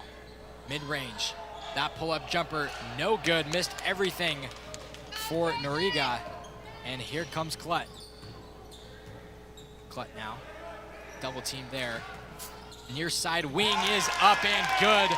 Nothing but nylon for Crow. 2 threes for the senior here this afternoon. Puts Kamiah up 12-8. Kip looking inside. Nice pass inside to Noriga, but that shot is no good. That 3 from Papan is no good. And that lane up and good for Crow. So the Kamiah Cubs in full control so far, 14-8, your score here in Lewiston. This timeout brought to you by Story Family Medicine. Story Family Medicine is a direct primary care clinic located in Moscow, Idaho, serving the Palouse, founded by Dr. Rod Story, a board-certified family physician with 18 years of diverse medical experience, including emergency room, hospital, hospice, and nursing home care. The clinic emphasizes on personalized and accessible health care. A big shout out to Story Family Medicine for sponsoring the Bengal Network for some boys White Pine basketball. Cubs are rolling here. Lapwai really needs to find something on offense and finding a way to stop that Cub defense. Yeah, Kamiah just came out in the second quarter and just came in hot and just were trying to get that gap up, and they did what they wanted. Let's see how they come out the rest of this quarter.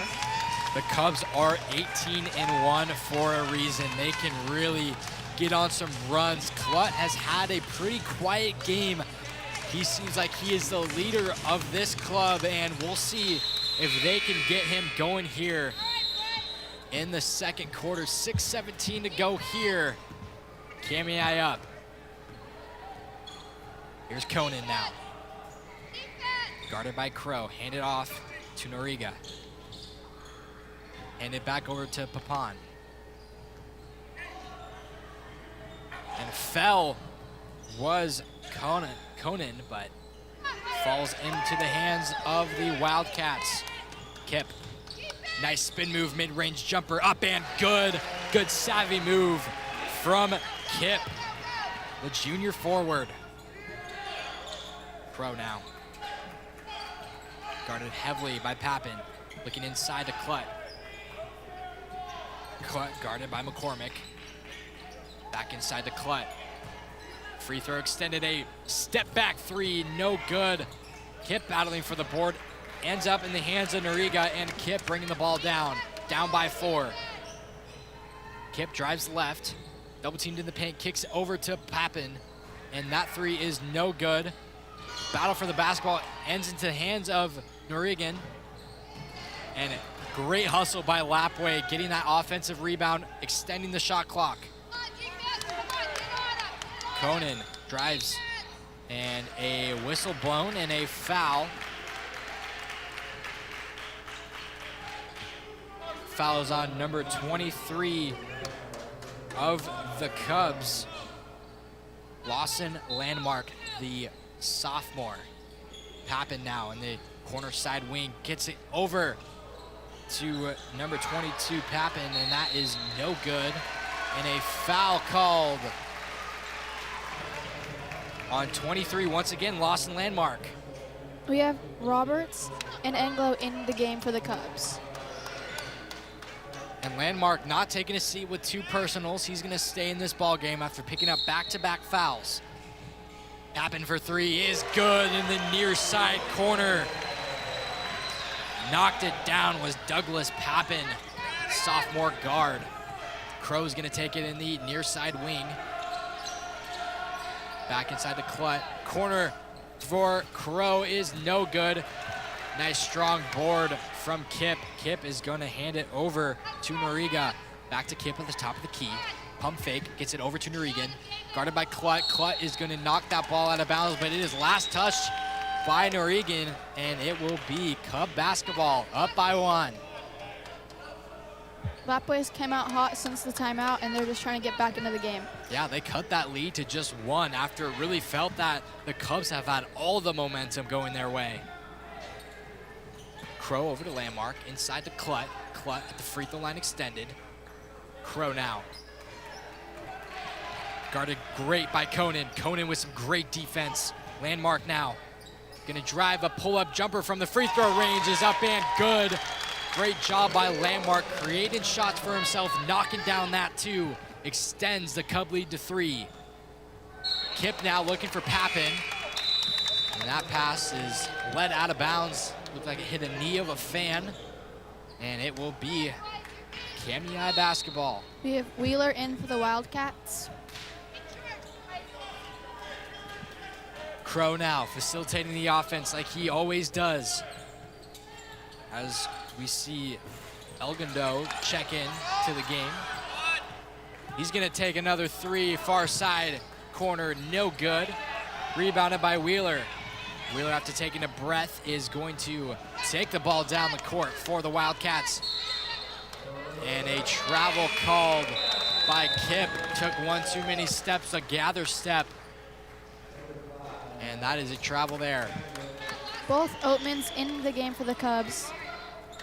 And Guzman in for the Wildcats. Crow having a little discussion with Klut before he brings the ball down. We'll see if they can get Klut to get going in this ball game. Near side 3 is no good. They say that was going to be a 2 anyway. And they say last touch by Lapwai. It'll stay Cub basketball with a new shot clock, 35 seconds.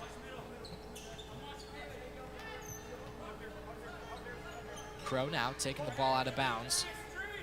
We're wide open Elgando if they want it. Mid-range jumper pull-up is good for number 12, Everett Oatman. Cubs really starting to feel their way on offense, up by 5 now. Under 3 to go here in the first half. Here's Kip. Over to Noriga, back to Kip.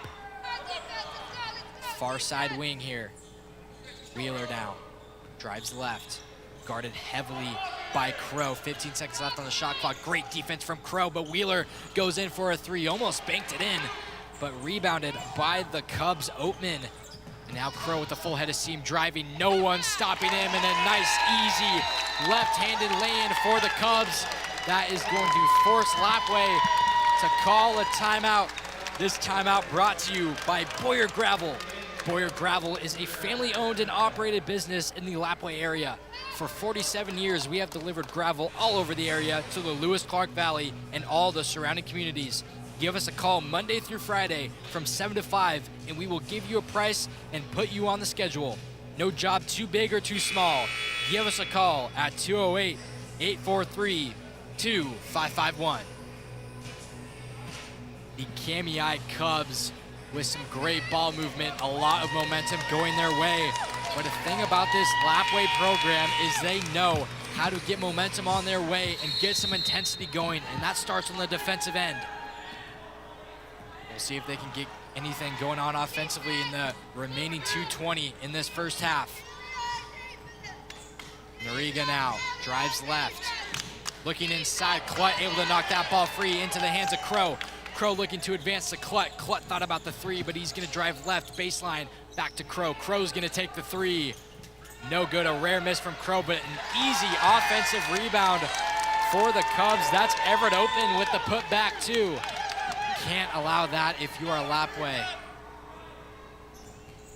Here's Wheeler now, double teamed. Guarded by Crow, great defense from Crow. Looking to hand it off to Kip, but he's gonna keep it. Wheeler with some fancy ball handling, and that's no good, but Klut advances it over to Landmark. Landmark is gonna drive right, double teams inside the paint, and that's rejected by Kip. Great defensive stop from Kip. He says, not here. Kip is gonna drive right, and that's another offensive foul called on Kip. Both teams have great defense. They're just real hot on defense. No doubt, we saw such a low-scoring first quarter. Second quarter starting to pick up a little bit offensively, but this game's still dominant on the defensive end. Crow now getting the play call from the coach. This time, guarded by Barros. First time checking in the game for him. Klut driving right, skips it over. Thought about the 3, but Landmark is gonna take one. That far side 3, no good. Battle for the rebound will end in a foul called on Kamiah, number 12, Everett Oatman. Just his first personal in the third team foul here this afternoon in the second quarter, excuse me. Under a minute to go here in the second quarter. Lapwai down. Driving to the left. Kip, top of the key three is good. Kip delivers from downtown and brings this deficit down to 6 for the Wildcats. Here's Crow now. Had a screen from Klett. A long three is no good for Oatman. And that ball went in, but it hit the shot clock out of bounds. And it'll be Lapwai basketball. Shot clock turned off. 29.6 to go here in the second. We'll see if they'll take the last shot. It appears they will.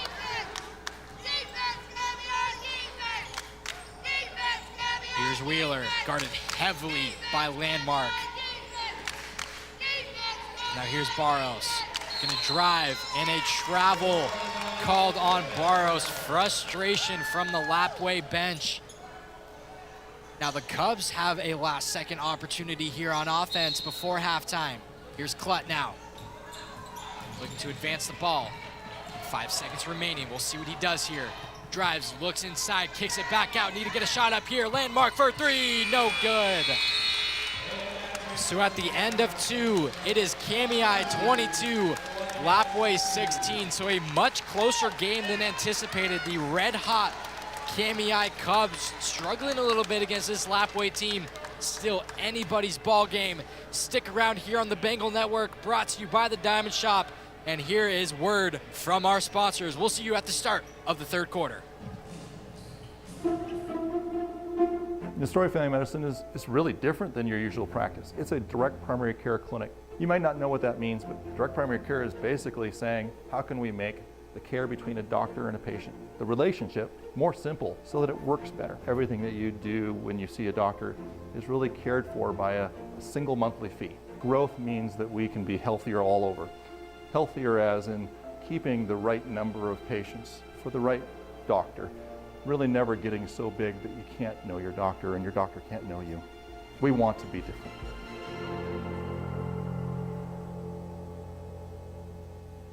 What do you think sets Forged apart from the competition? The environment and the quality of work that we produce. I think that we can really hone in on somebody's specific wants with whatever they're wanting to build and want the end result to look like. It's really nice to have a group of people that work really well together, along with our project managers are really good at working with the customer as well. And I think it's a really special place to work, that's for sure.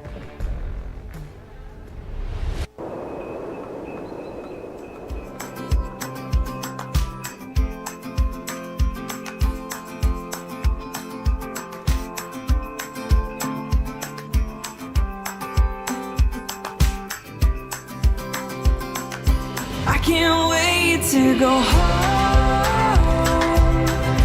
I can't wait to go home. 'Cause adventure, it can wait. And there's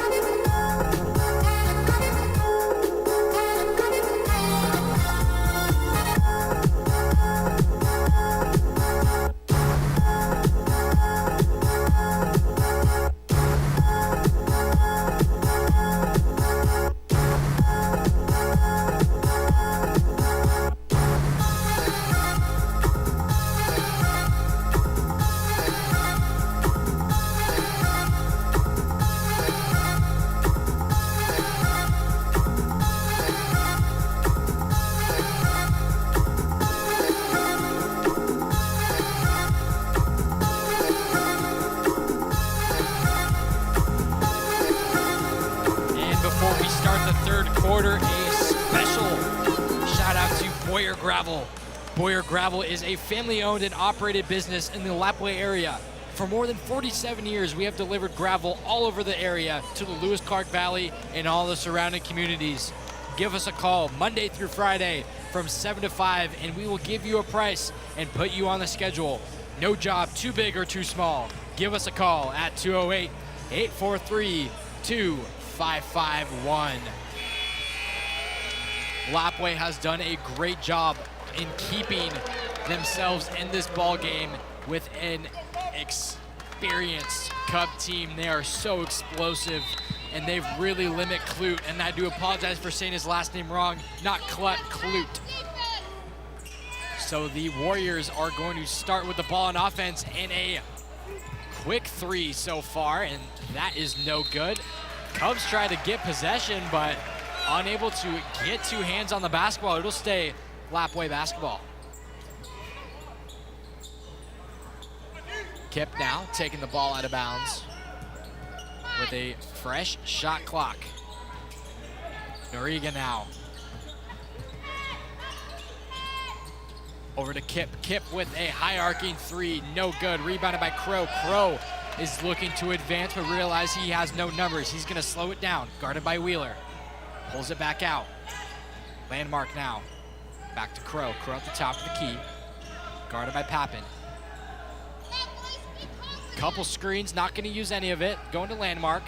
Landmark drives in, looks for Crow. Crow triple double teamed, and that will end in a nice bucket after some great ball movement. A nice two from Oatman to end the possession. Here's Kip. Top of the key.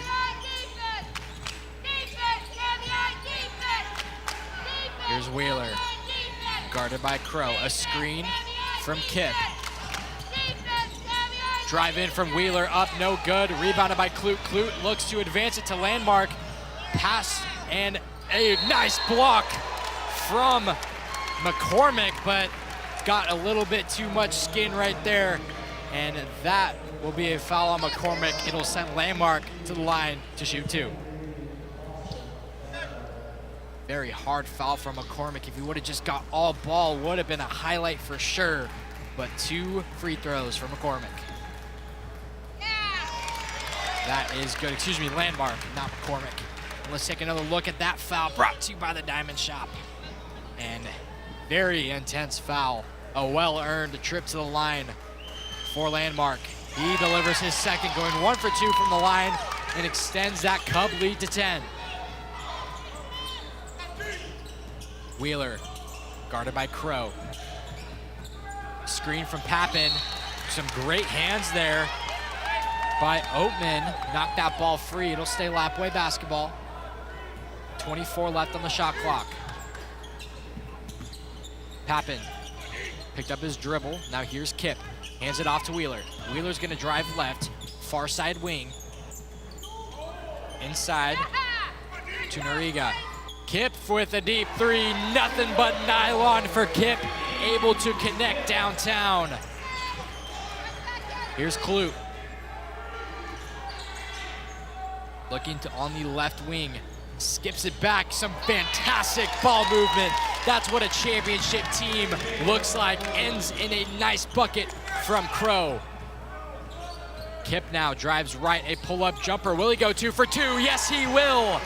Kip with back-to-back threes here in the third quarter.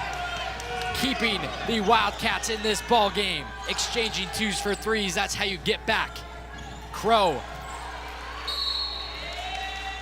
Jump ball here. No, a timeout called. This timeout brought to you, excuse me, in 1 second here on that replay. A good hustle there. And in a timeout before that jump ball was called. This timeout brought to you by Forge Construction. At Forge Construction, we don't just build homes, we deliver high-quality, elite homes with a culture of hard work, leadership, and teamwork. Founded by Brad Covington, a firefighter with carpentry and excavation experience, we prioritize efficiency and accountability in every project. Just like in sports, teamwork and trust are key. From laborers to designers, we operate as one unit. Visit forgeconstruction.work. That's correct. Dot work. Just a 6-point Kamiah lead. And it will be Lapwai basketball. No, excuse me. Kamiah basketball. Kip has been on fire from beyond the arc. He almost got a steal there, but that will be Kip's third personal after 2 offensive fouls in the first half. 3 personal fouls on Kip. Second team foul on Lapwai. 5:35 to go here in the third quarter. Crow gets it over to McCormick. He's gonna drive, mid-range jumper. That floater is up and good for Crow. Noriega is gonna drive right, kicks it over to the right wing. That 3 is going to be no good for McCormick. And here comes the Cubs. Clute drives left, and an offensive foul. Great job by Vincent Kip to be on the other side of the offensive call, taking the charge and getting the ball back for the Wildcats. Let's take another look at this offensive foul brought to you by the Diamond Shop, able to plant his feet and take one for his team there. Kip has been a really strong player for Lapwai and doing the most for their team. He's really exploded here in the third quarter. Clute goes up for 2. No good, but a foul. Pappen wants to plead his case that it is on the ground, but it will in fact be a shooting foul. It is Clute's first time at the line. He's gonna shoot 2. David Clute's had a little bit of a quiet night. Wildcats have done a great job of shutting him down.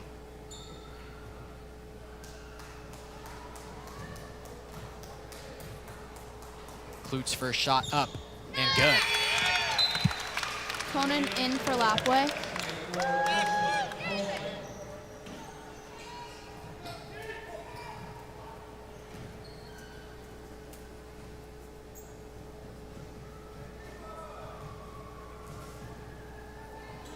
Clute's second shot up and good.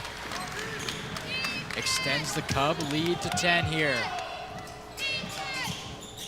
Conan gets it over to Noriega. Noriega in the far wing now. All batted away. Back into the hands of Kip. Kip so dangerous beyond the arc. And that is thrown away. This time Oatman is going to take it. And that lay-in is no good, but an offensive rebound up and good for Oatman. But the Lapwai Wildcats looking to get a transitional points off a made basket. But that is knocked away from the Cubs. And it will be Lapwai basketball. Cubs are playing great defense right now and just shutting down Lapwai, not wanting them to get back into the game. Here's Conan now. To Papan. Pappen for 3 is good. A deep 3 for number 22, Douglas Pappen. Able to knock down that trifecta. Nice skip pass to Crow. Crow isn't gonna take a 3. He's gonna take a step back and start the offense. Drives right, guarded by Pappen. Near side wing, over to Crow. Clute for 3, missed everything, rebounded by Kip. Kip over to Pappen. Pappen, no numbers, he's gonna decide to slow it down here. Noriega bounce pass to Conan, but that is going to get disrupted into the hands of Oatman. Oatman over to Crow. Crow with the pull-up mid-range jumper is good. Gets this crowd fired up. 36-25 Kamiah. Conan now in trouble. Gets it over to Kip. Kip with a one-handed pass to Pappen, and that is another Lapwai turnover. Been the name of the game so far, and a timeout called by the Lapwai Wildcats. This timeout is brought to you by Story Family Medicine. Story Family Medicine is a direct primary care clinic located in Moscow, Idaho. Serving the Palouse, founded by Dr. Rod Story, a board-certified family physician with 18 years of diverse medical experience, including emergency room, hospital, hospice, and nursing home care. The clinic emphasizes in personalized and accessible health care. Big shout out to all of the sponsors of the Bengal Network for the White Pine Basketball Tournament. Could it be possible without our sponsors?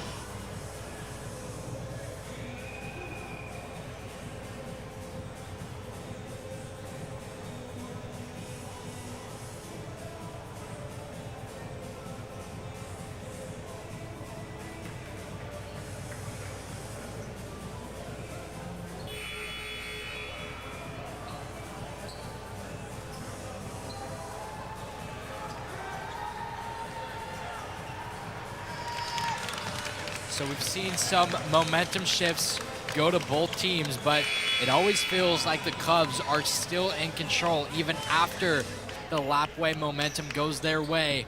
11-point lead, 3:27 to go here in the third quarter. Crow taking the ball down for the Cubs. Dribble inside to Clute. Clute at the free throw line. Take a step back to the three-point range. Back inside to Clute. Back out to Landmark. Landmark with a wide open corner three. No good. Battle for the board and a nice rebound from Oatman. Just unable to get possession. And we have a questionable call. I don't know if we can get another look at that. And they reverse the call. It will be Kamiah Cub basketball. So after some discussion, the refs finally made a decision and the Cubs retain possession. New shot clock here. Clute. Mid-range. Looking for Crow, finds him. Guarded by Pappen. Drives right by and a nice mid-range jumper up and good for two. Pappen lets him know what's up. And a blocking foul called on Landmark. Could have gone either way. It could have been an offensive foul on Tristan Conan, but ended up being a defensive foul on Oatman. Let's take another look at that. As unable to knock his feet down, get him planted before that charge. So here's McCormick, gets it over. Naragan, now back. Back to Noriga, inside to Conan. Conan's gonna drive in above Clute. Shortest player going up against the tallest player ends up in no bucket here. And we're gonna slow it down here. Oatman back to Crow. Crow's gonna slow things down, gonna receive a screen, pull up jumper, up no good. Clute with a little tip there. And they say last touch by Pappen, and it will be Kamiah basketball.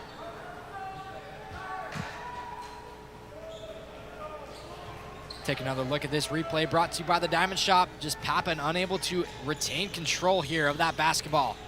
Looking inside, and that is just a nice bucket by Oatman. Nice savvy move under the hoop, up and good for two. 15-point Kamiah lead. Here's Conan now, guarded by Crow. Kip lost the ball a little bit there, but into the hands of Pappen in the corner. McCormick. Not much doing so here for the Wildcats. Kip with a long three, no good. Rebounded by Clute. Clute's gonna take it himself with a full head of steam, looking up. Landmark in the near side corner, drives in baseline, and no one stops McCormick in a nice three. Excuse me, a lay-in for number 23, Lawson Landmark.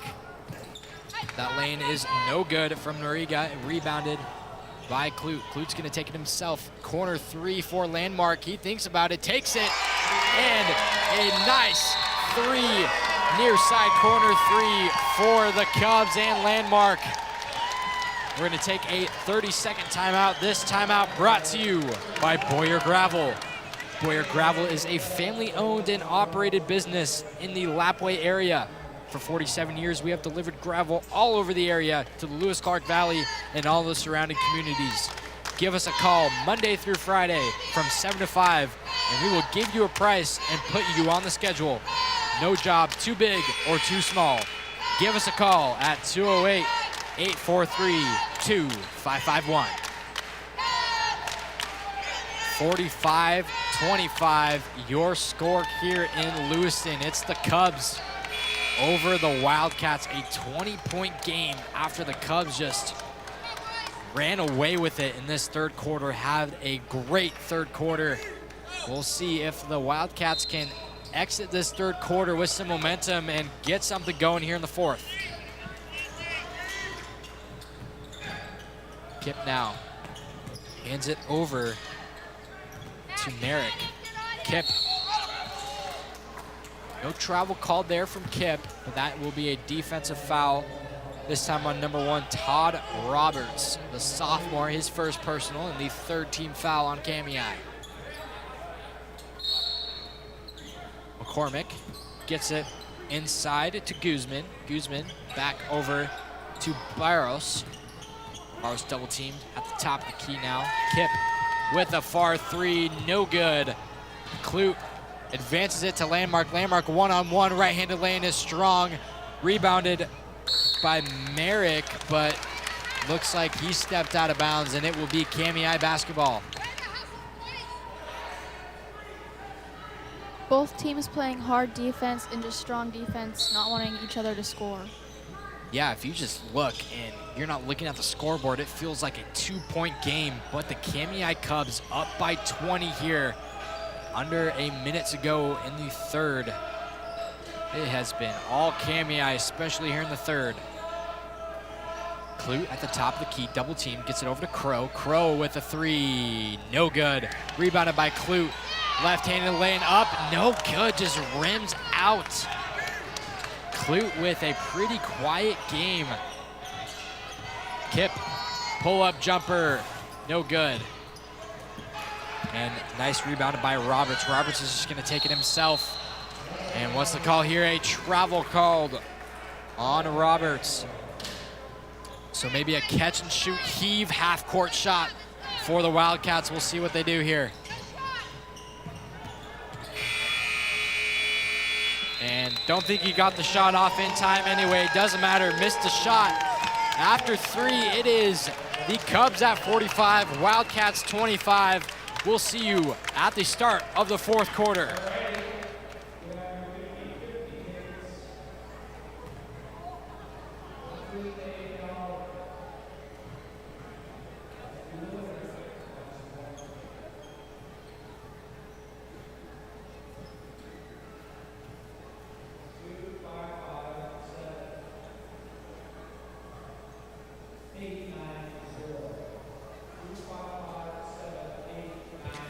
And this fourth quarter is brought to you by Forged Construction. At Forged Construction, we don't just build homes, we deliver high-quality, elite homes with a culture of hard work, leadership, and teamwork. Founded by Brad Covington, a firefighter with carpentry and excavation experience, we prioritize efficiency and accountability in every project. Just like in sports, teamwork and trust are key. From laborers to designers, we operate as one unit. Visit forgeconstruction.work. That's correct, .work. After a dominating third quarter, we'll see what the Wildcats can do to maybe get a miracle-like fourth quarter and maybe come back in this game. Here's Landmark now at the top of the key, hands it over to McCormick. Crow now inside to Clute. Clute looking, dishes it over to Landmark, barely keeps it in bounds. McCormick with the pull-up jumper is no good, and that's rebounded by Guzman. Guzman hands it over to Barros. Barros over to Kip. Kip skips it all the way over to McCormick. McCormick in the near side wing, and that three is up, no good. A line drive three, but a long offensive rebound from Kip. That three is no good. Another offensive rebound for the Wildcats. That time the mid-range jumper, no good. And finally the Cubs able to get possession and an offensive opportunity. Right-handed lane is no good for Landmark, but a foul called there on a Wildcat. Number 5, Jersey McCormick. The sophomore guard here.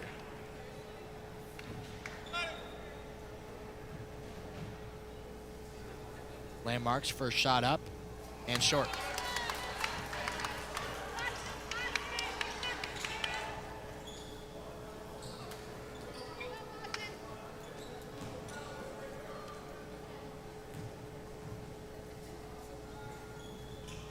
Landmark's second rattles home. Kamiah showing press here. Crow on Barros. Double teamed at half-court line. Kip looks inside, a beautiful pass. No good, but yet another offensive rebound for Lapwai leads to an easy 2 for Guzman. Kamiah is in control, but their defensive rebounds just aren't there, but it doesn't matter because Crow's mid-range jumper is lethal. Another 2 for Crow. Barros now. Nice. Tipped by Oatman. And another turnover for this Kamiah defense, laying up and no good, but rebounded by Clute. And another miss from Clute. Crow with the deep 3, no. Offensive rebounds have been very easily come by for both teams. No defensive rebound so far. In the 4th, it seems like. Lapwai basketball.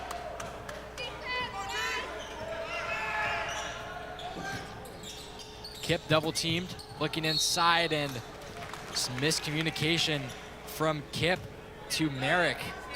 Another turnover for the Wildcats.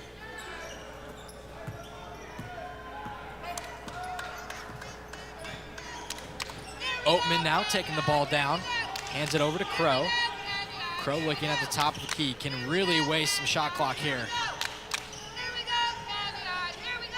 McCormick guarded Crow.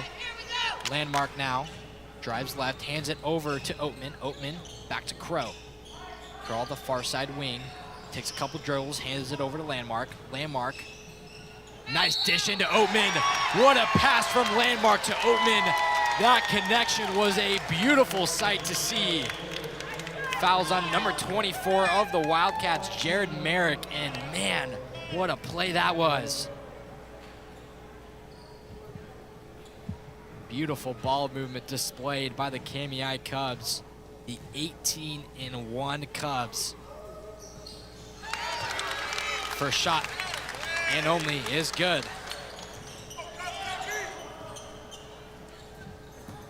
Here's Barros now. McCormick in the corner. Drives in, over Clute, and that is good. Crow now, guarded by Barros. Landmark drives right, back to Crow on the left wing. Inside to Landmark, another beautiful pass inside, but just unable to finish that one was Landmark. Kip here, back to McCormick. Another deep 3 from the Wildcats, and they just have not had success on offense in really any of the quarters. You can make a case in the second quarter where they really held with the Cubs, but not much doing there. Kip had a great first half, but has been quiet here in the second. And they're gonna call a foul on the ground on McCormick. His 4th personal, so looks like he's gonna take a seat and take another look at that foul. Replay brought to you by the Diamond Shop. And Clute just showing great patience there, waiting for the foul, attracting it, and allows for another chance on offense and a fresh shot clock. Looks like they're keeping McCormick in with his 4 fouls. Yeah, so kind of a risky move for the Wildcats, but when you're down this much, you need your star players in as much as you can. Kip in the corner for 3, no good. Wildcats still battling on those offensive boards, done a great job of that tonight. Fouls on number 12 of the Cubs, Everett Oatman, his 2nd personal. Roberts and Englo in for the Kamiah Cubs.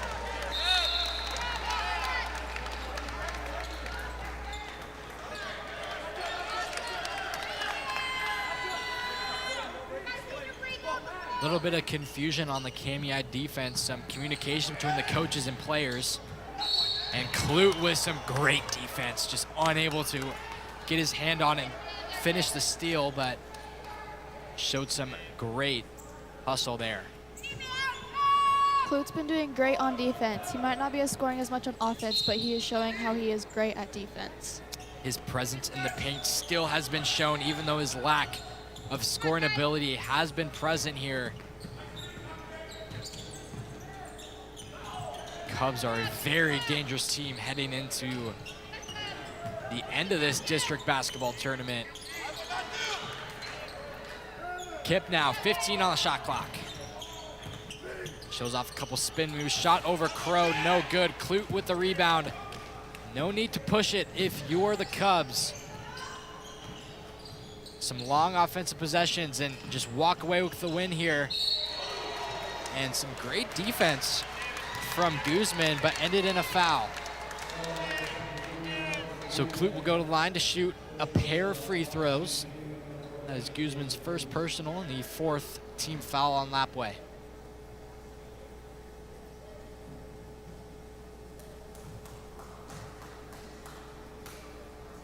Clute's first is good. Take another look at that foul, brought to you by the Diamond Shop. Good hard drive in from Clute. Lots of ball on that block, just a little bit of skin there led to that foul. We have Pappen in for McCormick for the Wildcats.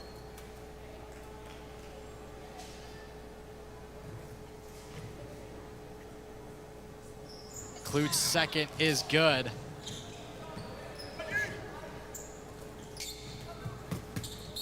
Looking inside, and that foul is going to be on the ground on Clute.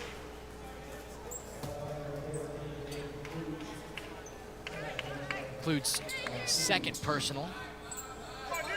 Second team foul on Kamiah here this afternoon.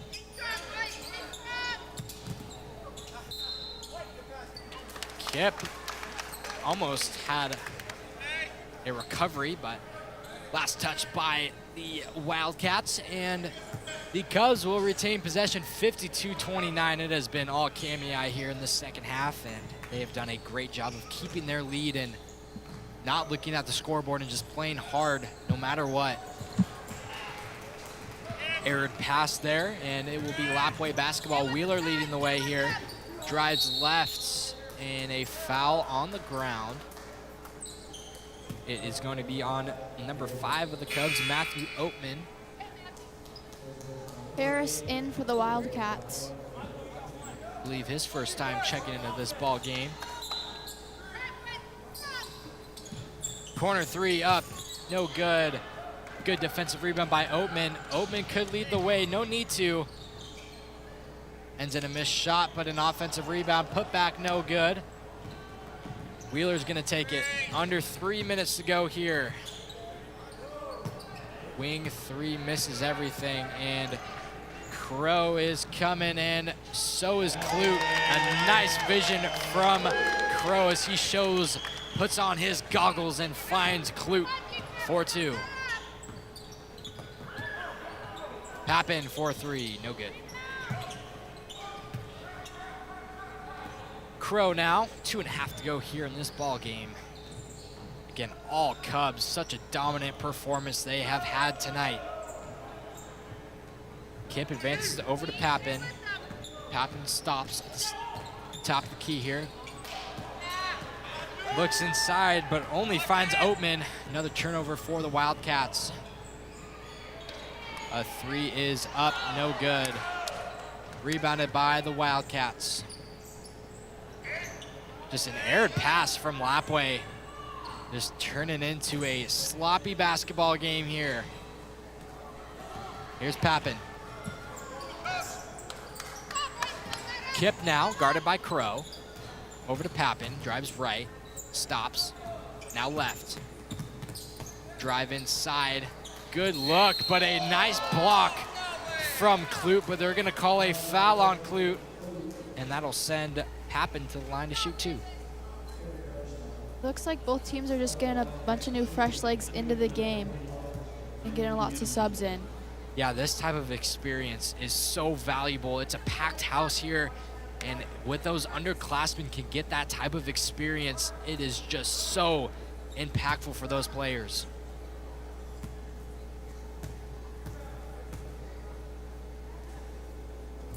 First shot up and good for Landmark. And the Cubs starting 5 gets a standing ovation as they have played their hearts out and just had a dominant performance over Lapwai. Excuse me, that's Guzman on the line. His second shot up, no good, and rebounded by Landmark. Cubs could use a long offensive possession here. No need to rush. Landmark with a couple spin moves, a fadeaway jumper up, no good. And Landmark takes it up and in for two. Lapwai's momentum seemed to get smaller, and they're just not pushing as hard as they were in that second quarter where they really came out.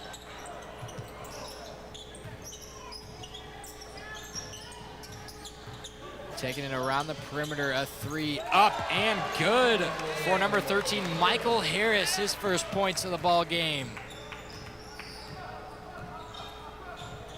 So now Landmark looking, gets it over to the far wing. Dribbles left, inside. Landmark now, grab a screen, a pull-up jumper from Landmark, up and good. Cubs continue to pour it on offense. Wheeler, a nice bounce pass. That lane is up, no good, but a foul. That'll send George Smith, the senior forward, to the line to shoot two. That foul called on number 23 of the Cubs. Let's take a look at that, a good hard foul from Lawson Landmark, his fourth personal. That replay always brought to you by the Diamond Shop.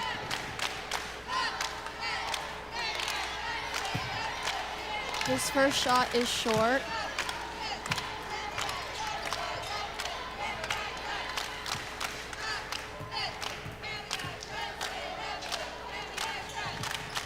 His second is also short.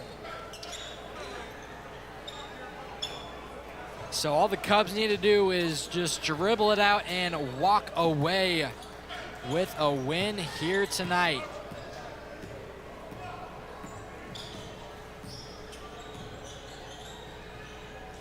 Kamiah will be playing the winner of the next game, Kendrick v.S Logos.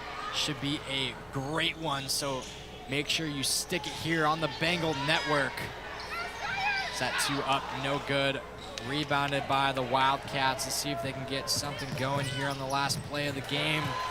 And Conan ends the game with the lay-in, and that will do it here. Game 2 of 3 is in the books. It's going to be Kamiah 59, Lapwai 35. They advance to game 12, and they will play again the winner of the next game, Kendrick v.S Logos, game 12 on February 26, 7:30. A chance there, if they win, to go into the championship game.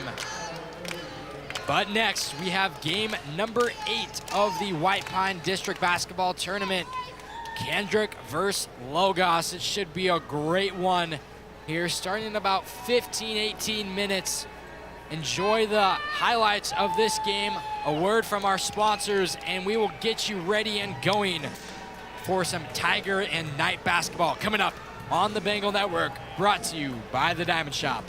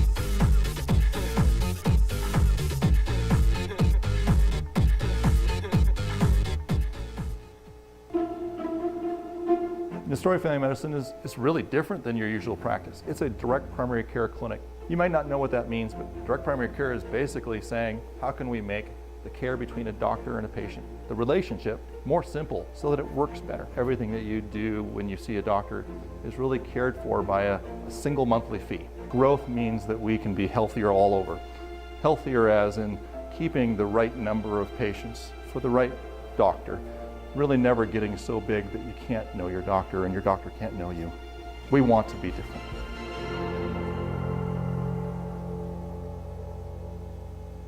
What do you think sets Forged apart from the competition? The environment and the quality of work that we produce. I think that we can really hone in on somebody's specific wants with whatever they're wanting to build and want the end result to look like. It's really nice to have a group of people that work really well together, along with our project managers are really good at working with the customer as well. And I think it's a really special place to work, that's for sure.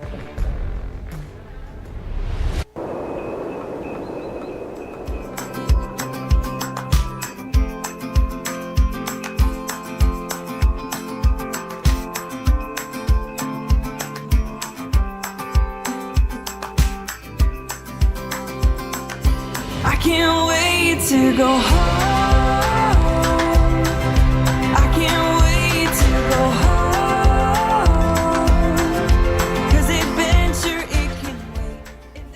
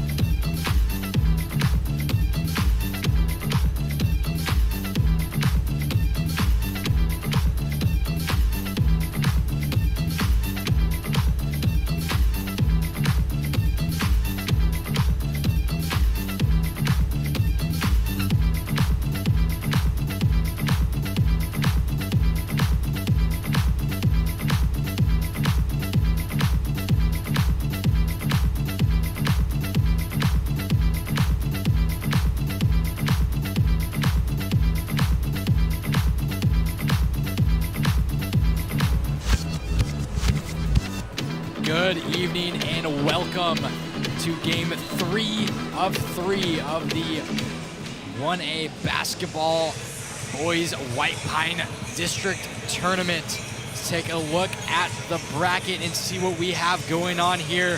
So our first game of the day was Potlatch versus Troy, where the Loggers took care of business to the Trojans. They are out of the tournament, and Potlatch will be playing Lapwai on February 24th at 7:30 p.m. for game 10 of the tournament. Moving on to the game that you just watched between Kamiah and Lapwai. Lapwai did a great job of staying with them in the first quarter, but after that it was history for the Wildcats as Kamiah advances to the next round, beating Lapwai 59-35. Now the winner of this game will face will face Kamiah on February 26th at 6:30 p.m. and the loser does play the Prairie Pirates on February 24th at 6 p.m. So we have the stage set, 1:48 to go here until starters are announced. This is the Bengal Network brought to you by the Diamond Shop, but we do have some special sponsors to thank for sponsoring the White Pine Tournament live stream. We'll start off with Story Family Medicine. Story Family Medicine is the direct primary care clinic located in Moscow, Idaho, serving the Palouse.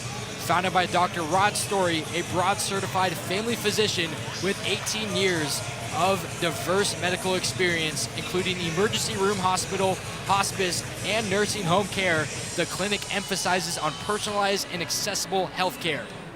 Boyer Gravel is a family-owned and operated business in the Lapwai area. For 47 years, we have delivered gravel all over the area to the Lewis-Clark Valley and all the surrounding communities. Give us a call Monday through Friday from 7 to 5, and we will give you a price and put you on the schedule. No job too big or too small. Give us a call at 208-843-2551. At Forge Construction, we don't just build homes, we deliver high-quality elite homes with a quality of culture of hard work, leadership, and teamwork. Founded by Brad Covington, a firefighter with carpentry and excavation experience, we prioritize efficiency and accountability in every project. Just like in sports, teamwork and trust are key. From laborers to designers, we operate as one unit. Visit us at forgeconstruction.work. That's correct, .work. So under 10 seconds to go here, the starters will be announced and tip-off will be underway between the Logos Knights and the Kendrick Tigers.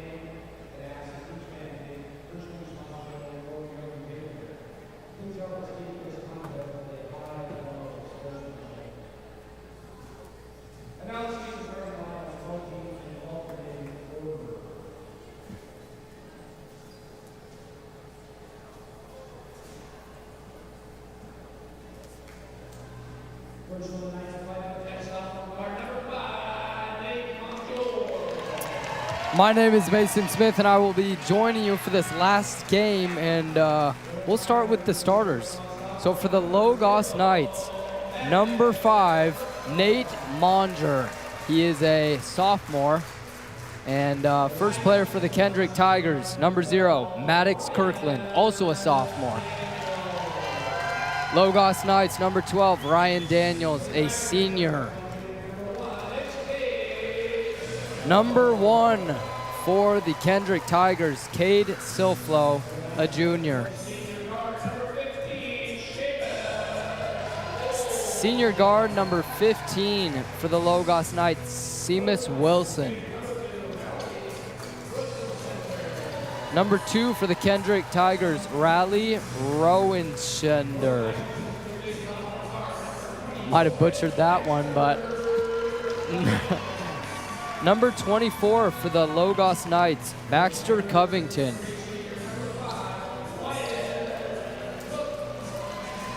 Number 5 for the Kendrick Tigers, Wyatt Cook.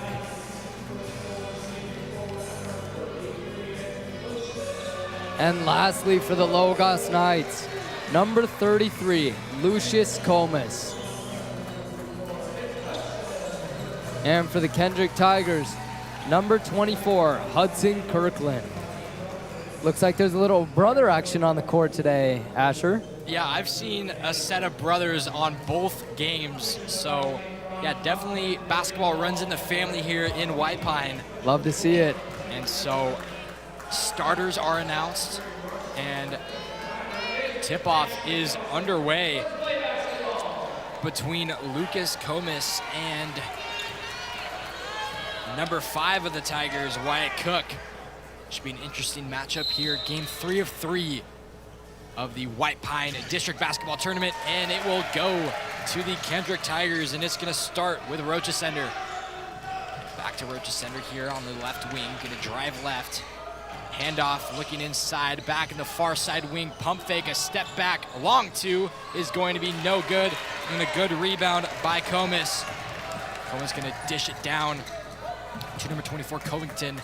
Back to the right wing, pump fake, jab, step back 3, no good. I'm gonna say last touch by number 24 of the Tigers, Hudson Kirkland. It'll stay Logos basketball. Taking the ball out of bounds is number 15, Wilson. Wilson looking, finds number 12, Daniels. Back to the right wing, near side wing, drives right, corner 3 up and good. That time for number 24, Baxter Covington. The first bucket of the game and first 3 of the game belongs to the Logos Knights. Whistle blown and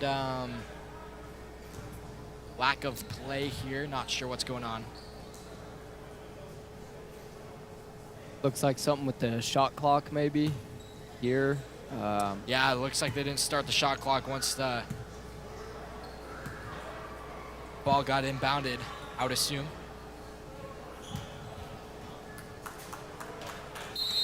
Took a while for play to start, but Tigers on offense now.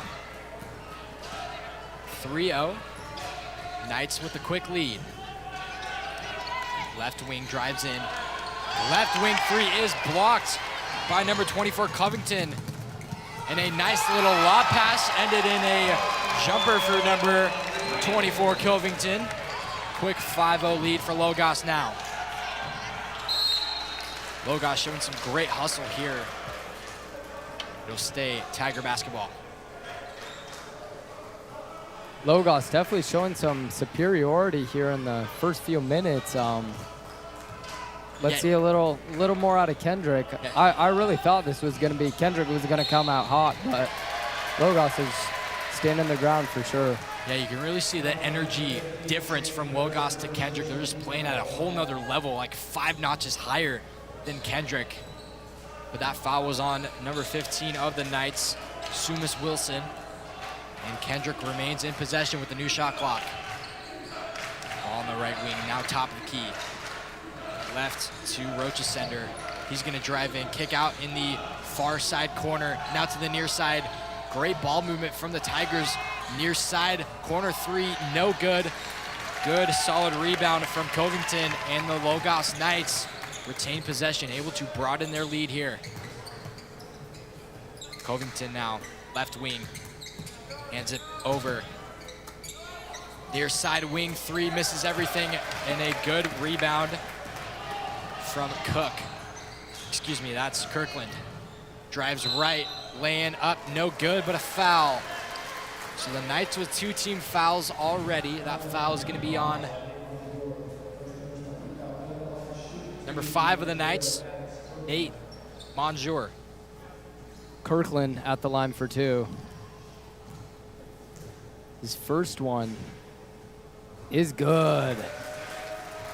So the first points of the board for the Tigers come off of a Kirkland free throw. See about his second. Second one is also good. Cuts the Logos lead to 3. See if Daniels can facilitate this offense and get a score here for Logos. Left wing is Wilson. Looking inside, but that's batted away from Silflo. Silflo is going to take it in an easy right-handed layup, up and good. 1 point Logos lead now. Great defensive and offensive play by Silflo right there, really showing his skill set off. Now here is a corner three, decided not to take it. Middle drive, no good, and a corner three up and off. But an offensive rebound here for the Knights.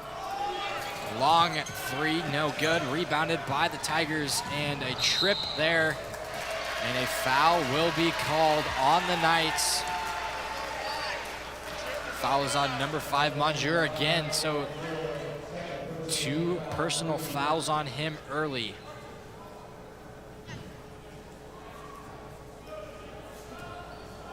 Silflo taking the ball out of bounds into the hands of Kirkland, the sophomore. Silflo now looking inside. And that is stolen by Monjour here. Far corner three up, no good. And a battle and an offensive rebound here for the Knights. They can reset, but a deep three up, no good. And another offensive rebound for the Knights here.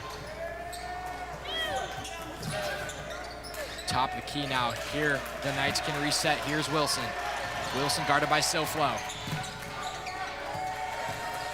Drive right, a wild lane is up and no good. But Wilson will go to the line to shoot 2. Foul is on the Tiger, number 5, Wyatt Cook, the 6'4" senior. That'll be Cook's second of the night. Let's take another look at this foul, brought to you by the Diamond Shop. Just didn't go straight up, and that will be Cook's first personal.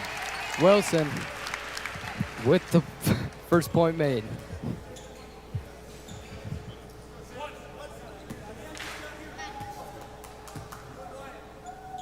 Wilson second is also good. Extends that Logos lead to 3. Another low-scoring first quarter. It was a very low-scoring game between the Cubs and the Wildcats just a game ago. A similar first quarter here. But an and one. That time for number 24 of the Tigers, Hudson Kirkland. The freshman get an opportunity for a 3-point play here.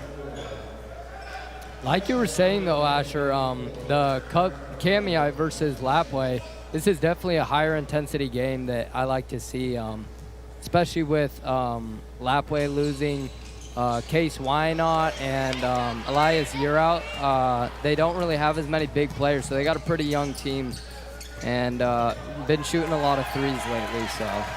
Yeah, they just haven't been all there offensively as a great defensive stop for the Tigers. They've really done a great job of sticking with this Logos team. Got the ball in. Here's a deep three from the left wing, and that is good for number 4, Ransom Sense.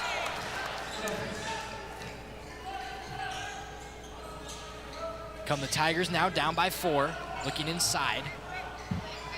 Kirkland inside for 2, and that is good. Hudson Kirkland, once again the freshman. Sense now, driving left, top of the key. Here's Wilson. Loses the ball, but dishes it over to Sense. Sense for 3 once more, and that's no good. Rebounded by Kirkland. Kirkland looking to advance the ball, keeping his head up. He's just gonna take it himself here. Nice drive in there. Kirkland up for 2, no good. Battle for the board, an offensive rebound for Cook. That putback led to a foul. That foul is on number 12, Ryan Daniels. Cook will now shoot 2. Just like that, the Tigers will be in the bonus for the rest of this first quarter. First one is made. The second one could tie up the game. We've yet to have a close game here in day 1 of the White Pine tournament. Both games have been sound victories for their respective team. This one might be a close one. And that second shot is off the rim. But an offensive rebound, but a good block there from Comas. Leading the way is Wilson. Was looking for Covington, but just led him a little bit too far. Couldn't quite get his hands on that. Turnover for Logos. Kendrick could take the lead here. Kirkland with the ball. Stole by Wilson. Wilson will take it coast to coast. A right-handed laying up and good. Extend that Logos lead to 3. Kirkland now taking it. Guarded by Sense. So that's Rochesender now. Inside, Kirkland, no. Another offensive rebound for the Tigers. Saying last touched by Logos. That's gonna be on Brower. And a timeout called by the Logos Knights. This timeout brought to you by Story Family Medicine. Story Family Medicine is a direct primary care clinic located in Moscow, Idaho, serving the Palouse. Founded by Dr. Rod Story, a broad certified family physician with 18 years of diverse medical experience, including emergency room, hospital, hospice, and a nursing home care. The clinic emphasizes on personalized and accessible health care. Big thank you to Family Story Medicine for sponsoring the Bengal Network for the White Pine basketball tournament. 2:36 to go here in the first quarter. It is Logos by 3. Kendrick well in striking distance. Here's Kirkland looking to take the ball out of bounds, not finding much. Ends up finding Coop. Coop hands it over to Kirkland. Kirkland looking. Guarded heavily by Sense. Rochesender now. Got a screen. He's gonna use it, drives right, a fancy spin move, left-handed layup up and good. Fancy, crafty footwork from Rochesender ends in a nice 2. Wilson now is gonna take it for the Knights. Skips it over. A 3 from Sense, no good. But an offensive rebound almost by the shortest player on the court. Great hustle from Sense, just unable to get that board. Rochesender drives right, and a foul on the ground. Appears to be on Logos. Yes, number 24, Baxter Covington. His first personal, but the Tigers are in the bonus, so Rochesender will go to the line to shoot 2. These could extend Kendrick's lead. First one is off the rim. Second could tie it, however.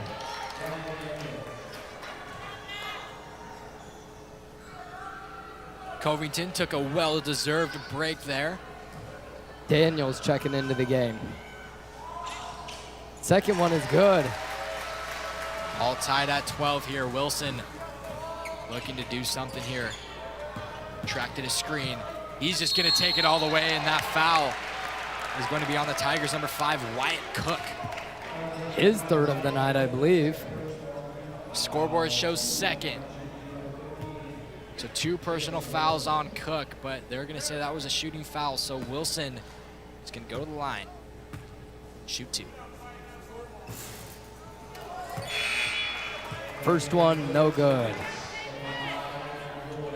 Monger now checking into the game for Sense.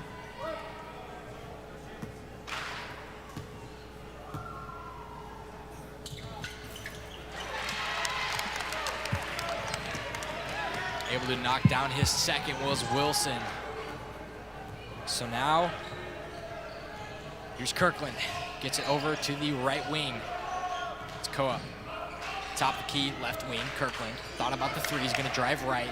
Triple teamed inside the paint, gets it over to Coop. Coop drives baseline up and 2 is no good. A great look, unable to finish. Now here's Wilson. He's gonna slow things down for Logos. Takes a screen, drives right. Coop guarded him, and here's Wilson, right wing. Step back 3 is good. Wilson with a stone cold step back 3. Wilson showing he's a key asset to this Logos Knights team. And there is Monjour getting that steal there and a laying up and good, but they're gonna call an offensive foul on Wilson. And the Logos fans not a fan of that call. Let's take another look at this offensive foul. That replay brought to you by the Diamond Shop. And yeah, I don't know if Silflo quite got his feet planted there. Could have gone either way, but they're gonna go with an offensive foul. So it'll be Tiger basketball. That is Wilson's third already, and he is a key player for this Knights team. Left-handed laying, no good, but a foul. So Coep will go to the line to shoot two. Let's take another look at this. The replay brought to you by the Diamond Shop. Yep, appeared to be on the arm of Co-op. That foul is on number 34, Jess Brower. His first personal. First one is good. You know, for at least this first quarter, it really just seems a game of who can shoot the most free throws and score the most, because lots of personal fouls here in the first. Yeah, only 2 personal fouls on Kendrick, but yeah, like you said, it just feels like a really foul-heavy quarter, and Logos really has fouled the most. Laying up, no good, rebounded by Kirkland. Kirkland looking to advance the ball, has no numbers, and he's gonna kick it out to Coep. Coep looking for Kirkland on the right wing. He's gonna drive in. And another offensive foul, that time on Kirkland. So the offensive foul this time going on Logos' side. And that will be on number 24, Hudson Kirkland, the 6'2" freshman with the offensive foul. He's been in the game the entire first quarter. Wilson now looking, he's gonna drive right, stop left. Turnaround jumper, and that's blocked by Silflo. Here comes Kirkland. Maddox Kirkland's gonna give it over to his brother. Right wing, driving left, gets it over to Kirkland. Kirkland drives. Yet another offensive foul on Kirkland. So back-to-back offensive fouls. Let's take another look at this. Replay brought to you by the Diamond Shop. Just create a little bit of separation and lowered that elbow. And that will be the end of the first quarter. Logos 16, Kendrick 14. A great game so far. Barely holding on to the lead, the Logos Knights, but really showing their worth out here on the court. Really, ball could go in anyone's hand, or a game could go in anyone's hand at this point, so. Yeah, we've seen a lot of fouls in that first quarter. Logos was put the Kendrick Tigers in the bonus for 3/4 of the first quarter. They just fouled very early in this game, and so we'll see if they can clean it up here. But a big key is Wilson. Number 15, Seamus Wilson, with 3 personal fouls. A key player for the Logos Knights. This second quarter brought to you by Story Family Medicine. Story Family Medicine is a direct primary care clinic located in Moscow, Idaho, serving the Palouse area. Founded by Dr. Rod Story, a board-certified family physician with 18 years of diverse medical experience, including emergency room, hospital, hospice, and nursing home care. The clinic emphasizes on personalized and accessible health care. Big thank you to Story Family Medicine for sponsoring the Bengal Network. You know what I noticed, Asher, is Nathan Twite isn't playing. He's on the bench. Do you know anything about that? Is he injured? I do not. He's a great football player. I know that. And just an athletic person. I wonder if he's injured. Yeah, I'm not really sure. Maybe from season, yeah. Wilson with the ball, driving in. Right corner 3, no good. Rebounded by Rochester. Rochester with a full head of steam. Guarded by Wilson. Top of the key now. Kirkland inside, laying up and good. Kirkland tying the game up at 16. We have a game on our hands here tonight. Game 3 of 3 of tonight's triple header. Sense now, top of the key, drives right. Now Wilson, right wing. Guarded by Boyer there. And Boyer Kirkland able to steal the ball. Left wing three from Silflo, no good. Rebounded by Sense. Sense is gonna take it and hand it over to Covington. Covington's gonna take it now.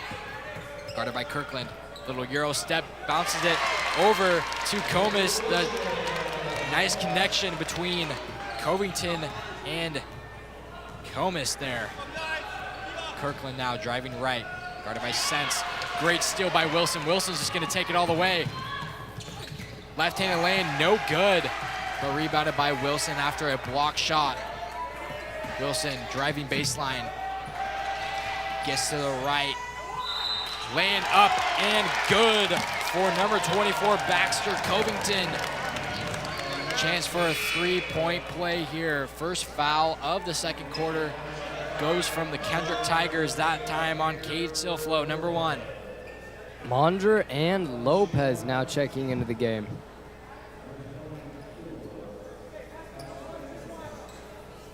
Lopez's first time on the court tonight.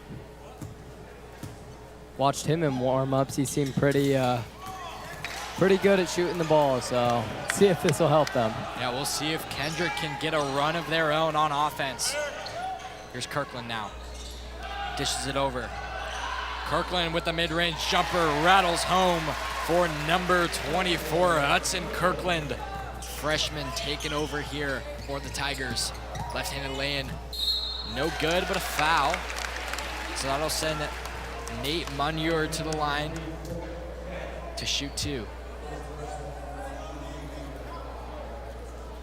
Foul is on number 3, Colt Coop, his first personal. 2 team fouls early for the Tigers.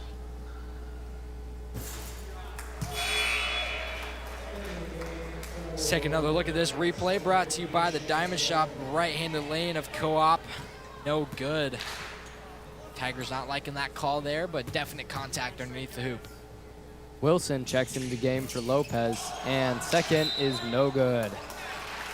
We're saying last touch by Kendrick, so Logos retains possession. Just a key mistake for the Tigers that they can't afford to make. Ball is back over to Comas. Comas is gonna drive left, looking inside. Finds Covington, drives right, and that is up and good for Daniels. Some great ball movement from the Logos Knights, ends in a nice solid 2. So here's Kirkland now driving left over to Rochester. Rochester not finding much, drives left, laying up, no good, but an offensive rebound will end in a foul on the ground on Logos's number 12, Ryan Daniels. His second personal. Kirkland now gets it over to Rochester, over to Silflo. Back to Kirkland in the corner. Kirkland, Silflo. Kirkland for 3, yes! Rattles home, call it the shooter's touch. And that puts Kendrick down by 1. Kirkland, the freshman, on fire tonight from 3. Such a solid player is Kirkland. And they're gonna call Nate Munyer with the travel. Looks like Kendrick has a dynasty to come, possibly. Yeah, have definitely. Young players playing real well, so. Yeah, not a single senior on their team except 2. Wyatt Cook and Brock Boyer are the only seniors. The majority of them are juniors and freshmen. Only 2 sophomores as well, but a whole lot of freshmen.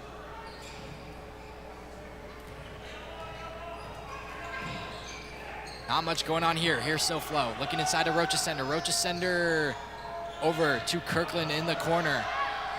Nice athletic land, no good. Diving on the floor, ends into the hands of Munyer.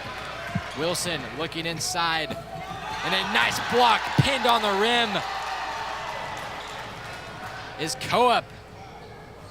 Silflo trying to retain possession, but Wilson able to grab the basketball for a steal. Here come the Logos Knights, up by 1, 4:29 to go here in the first half. Wilson, a couple dribble moves between the legs, pull-up jumper is blocked by Silflo. Kirkland handed it over to Coop. Coop hands it over. Now Silflo. Silflo in the corner, bounce pass over. Rochester for 3, no good. And a rebound from Covington. Covington's gonna take it himself over to Manier. Top of the key now. Back to Wilson. Wilson with the deep three. Got it! Over Silflo. And a nice solid three from Wilson. Wow. Kirkland.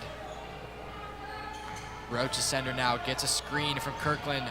Right-handed drive up and good. Right over the head of Daniels. Nice strong bucket. Not too easy, but it went in.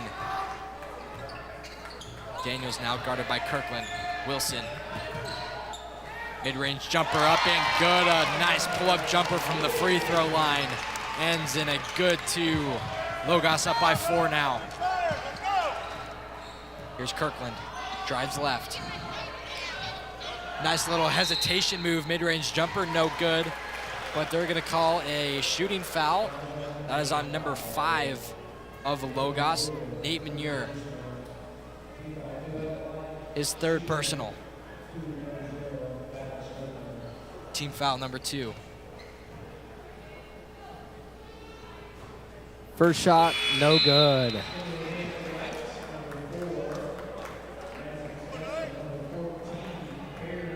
Sense and Lopez checking into the game.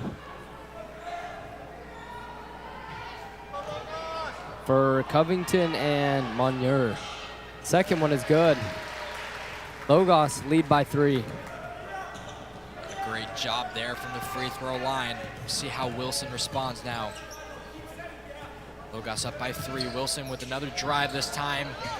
Kicks it out to Sense. Sense with a little floater, and that's no good, but an offensive rebound falls into the hands of Kirkland. Kirkland looking to advance, bounce pass to Silfil. Silfil will drive, but it will end in a foul. That time on number 12, Ryan Daniels for the Knights. 3 personal fouls for Daniels. As you see that foul there. On the ground will be Kendrick basketball. New shot clock. Broach's sender had a hard time getting that pass in. There's co-op now. Silflo, good little spin move, kicks it out. And that is no good for Kirkland, but a foul there called on Roach's sender, so kind of an unnecessary foul. 3rd team foul on Kendrick. Still a 3-point ball game. Covington checking into the game.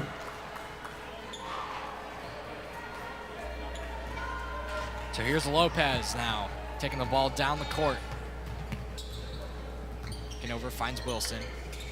Wilson guarded by Kirkland. Kirkland back out to Sense. Sense, and they're gonna call Wilson with an offensive foul. Kendrick getting rowdy after that. Because that's Wilson's 4th personal. So they're gonna have no choice but to get a sub in for Wilson. One more and he's done. Can't afford Wilson to sit. No good there.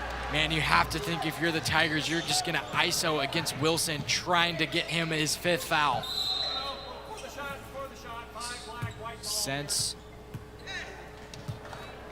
And they're gonna call a foul on Kendrick's number 5, Wyatt Cook. Wilson checks out. Daniels back in the game. So Wilson will sit for, you would have to think, the remainder of the first half with 4 personal fouls. That's huge. Lopez for 3 is fouled. Could have been a 4-point play, but he's gonna have 3 shots coming up from the charity strike. And just like that, Kendrick has 5 team fouls, and Logos will win the bonus for the remainder of the game. Fouls on number 3 of the Tigers, Colt Coop.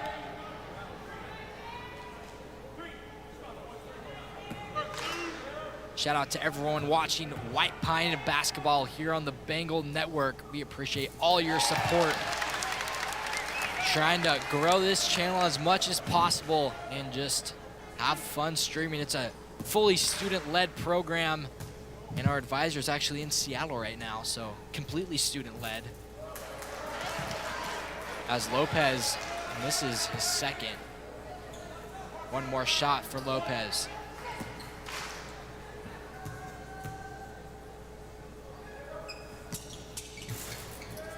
And it's good. And a timeout called, timeout call by the Kendrick Tigers, I believe. Maybe not. Logo. Oh, Maybe no it was just timeout. for subs. Yeah. SoFlo now checking into the game for the Tigers. Surprised if you're gonna take a timeout, why not take a huddle? You know, you've already used your timeout. Yeah. Maybe take a breather, but we're gonna keep on playing here. Not complaining. I always love basketball action. Timeouts do stop it. So Rocha Center inside for two, no good. Rebounded by Logos's number 12, Ryan Daniels. Inside, and a travel will be called by Covington. Back-to-back turnovers for both offenses here. 29-24 your score, 139 here in the first half. Kirkland guarded by Sense now. Gets it over to Rocha Sender. Rocha Sender back to Co-op. Co-op with the top of the key three. No good. Covington gets it over to Sense. Back to Covington. Mid-range jumper pull-up is no good. Rebounded by Kirkland. Kirkland with a strong board. Uses two hands to grab that basketball. Here's SoFlo over to Kirkland. Kirkland guarded by Lopez. Kirkland left-handed lane, no good. Here's Lopez now. Now on the far corner wing. Off of the Tigers, it will be Knight basketball.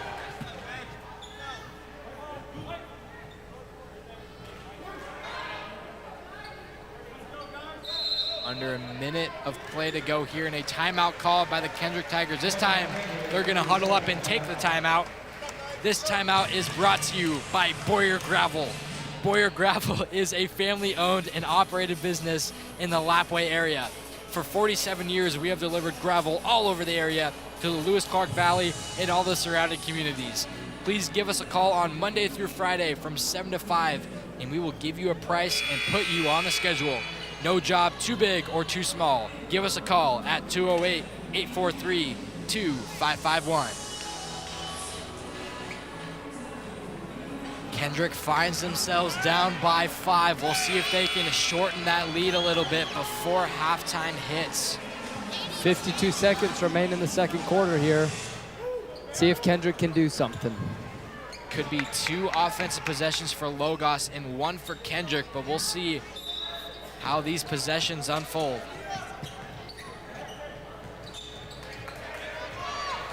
Lopez now, guarded by SoFlo. Hands it over to Sense. Sense in the corner. Wide open 3, no good. Rebounded by Co-op. Co-op hands it over to Kirkland. Kirkland looking for SoFlo, but Rocha Center just wasn't looking. Little miscommunication there.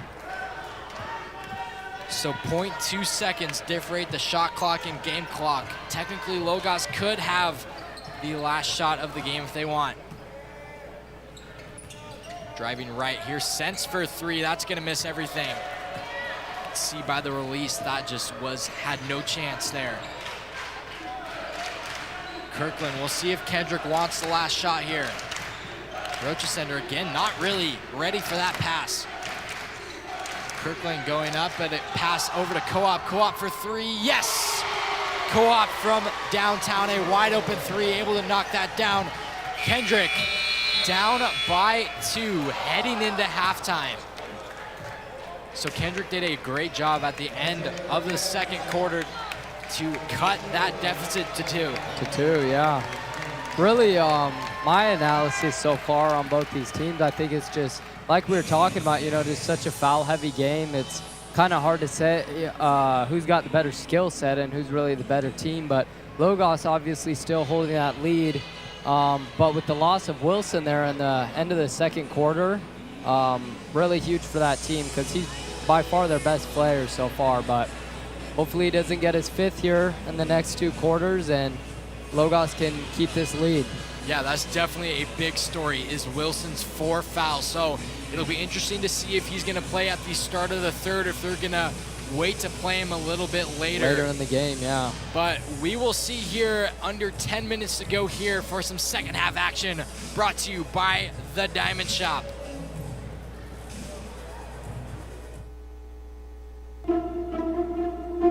The story of family medicine is really different than your usual practice. It's a direct primary care clinic. You might not know what that means, but direct primary care is basically saying, how can we make the care between a doctor and a patient, the relationship, more simple so that it works better. Everything that you do when you see a doctor is really cared for by a single monthly fee. Growth means that we can be healthier all over. Healthier as in keeping the right number of patients for the right doctor.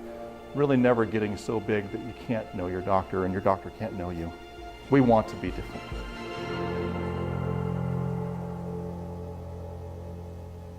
What do you think sets Forge apart from the competition? The environment and the quality of work that we produce. I think that we can really hone in on somebody's specific wants with whatever they're wanting to build and want the end result to look like. It's really nice to have a group of people that work really well together, along with our project managers are really good at working with the customer as well. And I think it's a really special place to work, that's for sure.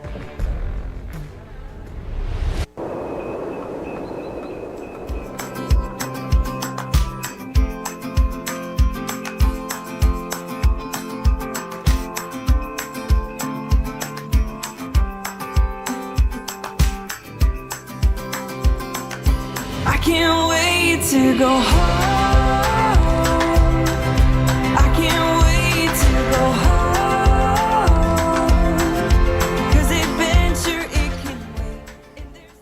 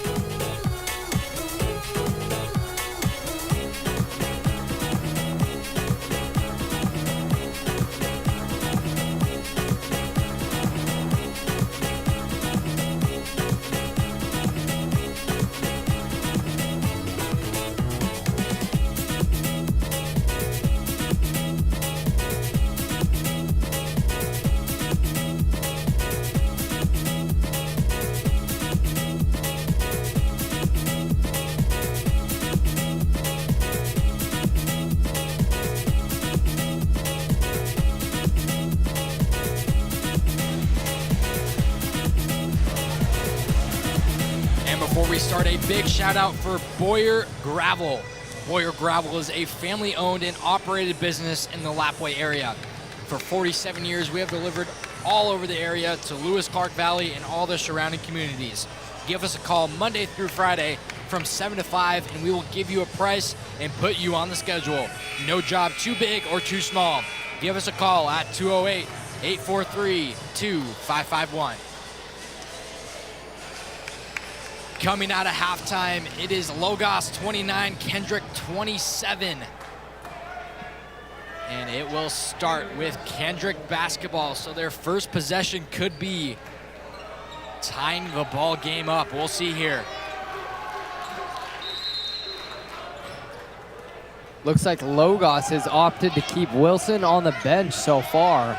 Might be utilizing him later in the game. I think that is a very smart move, as they will start out with a quick turnover from Logos.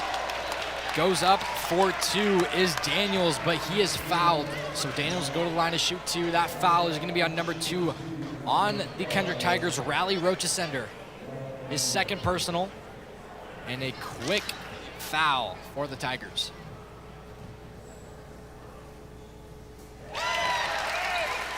Daniel able to sink his first.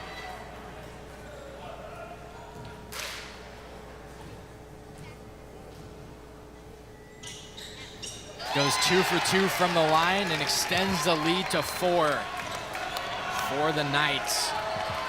It just feels like it's gonna all come down to this fourth quarter. We'll see if a team can create separation as Kirkland goes up for 3, and that is good from downtown from the far corner. 1 point gain here now. Here's Covington. Looking for Lopez, but gets it over to Manure. Looking inside, and good is Comis. Some great ball movement from the Knights, lead to an easy bucket for Comis. Rochesender looks inside to Silflo. Silflo looking. Kirkland, pump fake 3, takes a sidestep dribble, no good. Battle for the basketball ends up into the hands of Daniels. Daniels gonna look up. Almost out of bounds, but able to save it there. Looking inside, back out. Here's Gomez. Corner, and they're gonna call a travel there, that time on Covington. So a turnover for Logos. Gets a chance for the Tigers to cut up this lead. Rochesender's 3 is gonna be no good. Back into the hands of Logos.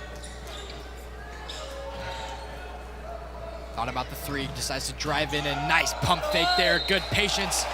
Up, no good, but a foul. Daniels with another set of free throws coming up. That foul is on number 3, Colt Coop, his third personal of the game, and 2 team fouls already for the Tigers.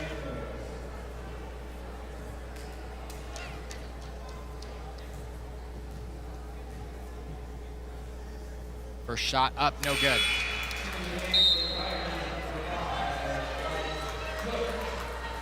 Cook now checking into the game for the Kendrick Tigers. Got a great game on our hands. These free throws just seem to get more and more crucial as the game goes on. Daniels second up and good.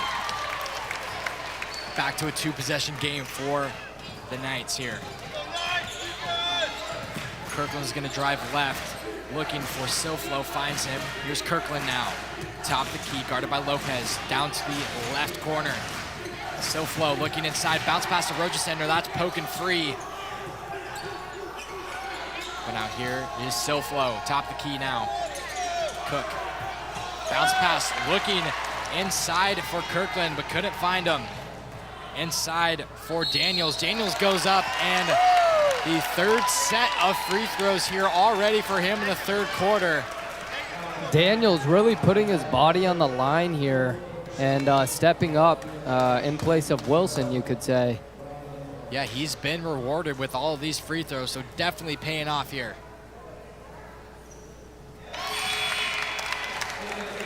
Logos still managing to keep their lead. Now up by 5 now. Potentially 6 here in a second. and having this ability to keep this lead without Wilson, one of their better players in the game. Really showing some teamwork here. 36-30. 3-possession game now. I guess it could be 2 possessions with 2 threes. Saying last touch by Rochester. It will be Logos basketball, and that's gonna be a forced timeout called by the Kendrick Tigers. This timeout brought to you by Forge Construction. At Forge Construction, we don't just build homes, we deliver high-quality elite homes with a culture of hard work, leadership, and teamwork. Founded by Brad Covington, a firefighter with carpentry and excavation experience, we prioritize efficiency and accountability in every project. Just like in sports, teamwork and trust are key. From laborers to designers, we operate as one unit. Visit forgeconstruction.work. That's correct, .work. And after that timeout call by the Kendrick Tigers, momentum's definitely starting to shift Logos' side.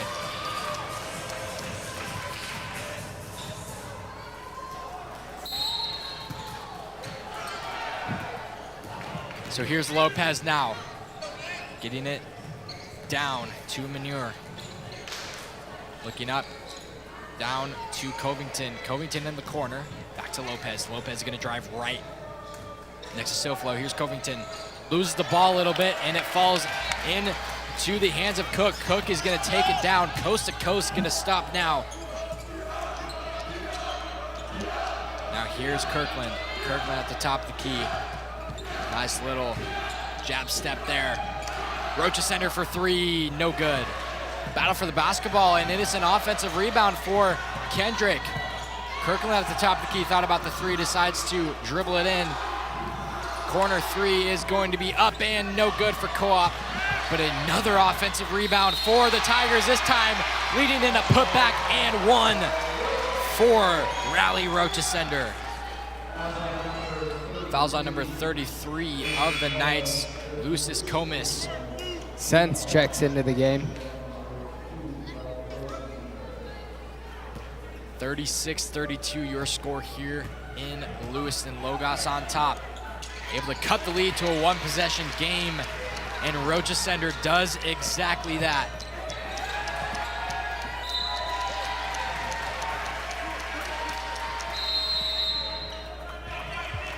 Timeout, Logos Knights. This timeout is brought to you by Story Family Medicine. Story Family Medicine is a direct primary care clinic located in Moscow, Idaho, serving the Palouse. Founded by Dr. Rod Story, a board-certified family physician with 18 years of diverse medical experience, including emergency room, hospital, hospice, and nursing home care. The clinic emphasizes on personalized and accessible health care. Big shout out to all of our White Pine League sponsors. Couldn't be done without you. And of course, the Diamond Shop supporting the Bengal Network since the beginning. 3-point ball game here in Lewiston. Kendrick showing some light every once in a while, but then Logos always tends to gain control. Logos done a great job of battling in this game without Wilson, but he will stay seated with 4 personal fouls. He got 3 very early in the ball game. Then at the end of the second, he got his 4th, and he has not seen the court since. Logos has been fine since then, though. So we'll see if they can continue this trend. Sense from a left wing 3, that's gonna be no good. Last touch by the Tigers. It will stay Logos basketball. 4:50 to go here in the third.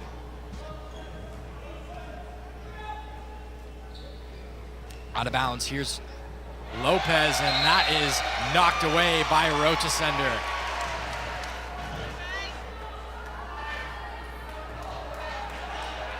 Problem with Lopez jumper, he's got a long duration time on it. Yeah, and he's not the tallest, so that definitely doesn't help, but beautiful vision for the Knights, ends in an easy bucket for number 12, Ryan Daniels. Great vision, great ball movement. That is how you get it done for the Knights. Still flow to Rocha Center at the top of the key. He's gonna kick out. That three, no good. But an offensive rebound for the Tigers. They have done great at that. That's where the majority of their points have came. Just like that, a nice putback for Raleigh Rocha Center. Cuts the lead to three, coast to coast bucket. Up and good, count it, and the foul. An and one opportunity for Baxter Covington. Foul is on number 3, Colt Coop, his 4th personal. He's gonna need to be careful. Take another look at that blocking foul on Coop. So they're saying basket doesn't count, and they're trying to get that fixed here, because that was an and one. Basket did go in. Yeah. Logos parents definitely defending Covington here. See what the final call is. Yeah, they're gonna have a discussion here at the scores table. They got confirmation that the basket does count. So 3-point play opportunity for Covington. Just a sophomore. Still very tight game, even with that bucket counting. Really been a 3-point lead or 5-point lead game here for the Logos Knights. Yeah, the lead hasn't ever been prominent, but it has always been there. Saying that foul was on the Kendrick Tigers. And that is 5 fouls on number 5, Wyatt Cook. He is done for the night. So with him having 4 fouls, coach decided to put him in the game, and he's done for the night. Kimberling will now check in for Cook. So a big time loss for the Kendrick Tigers with Cook being done for the night. Comas will shoot his first no good. Logos seems to be performing just fine without Wilson in the game. He hasn't played in this third quarter quite yet. We'll see if he will go in the game in the 4th. As that second goes in for Comas. 6-point lead for the Knights. Kirkland now gets it over to Silflo. Silflo at the far wing. Top of the key now, Kirkland gonna drive right. Gonna bounce pass, nice pass to Silflo. Key to the other key. Little shifty move from Lopez, got his defender to the ground, but that doesn't matter because that is an offensive foul on number 12, Ryan Daniels. That is his 4th, so many players in foul trouble here. So Daniels will take a seat with 4 personals, and Brower, Jess Brower will now check into the game for the Knights. So Logos is in the bonus for the rest of this third quarter. Rocha Center gonna drive in. Silflo with the mid-range, gonna end up taking it over 2 Knights, but an offensive rebound gets his own board, goes up with it, and an and one. A putback foul, count it, and the foul. 39-41, 3:30 to go here in the third quarter.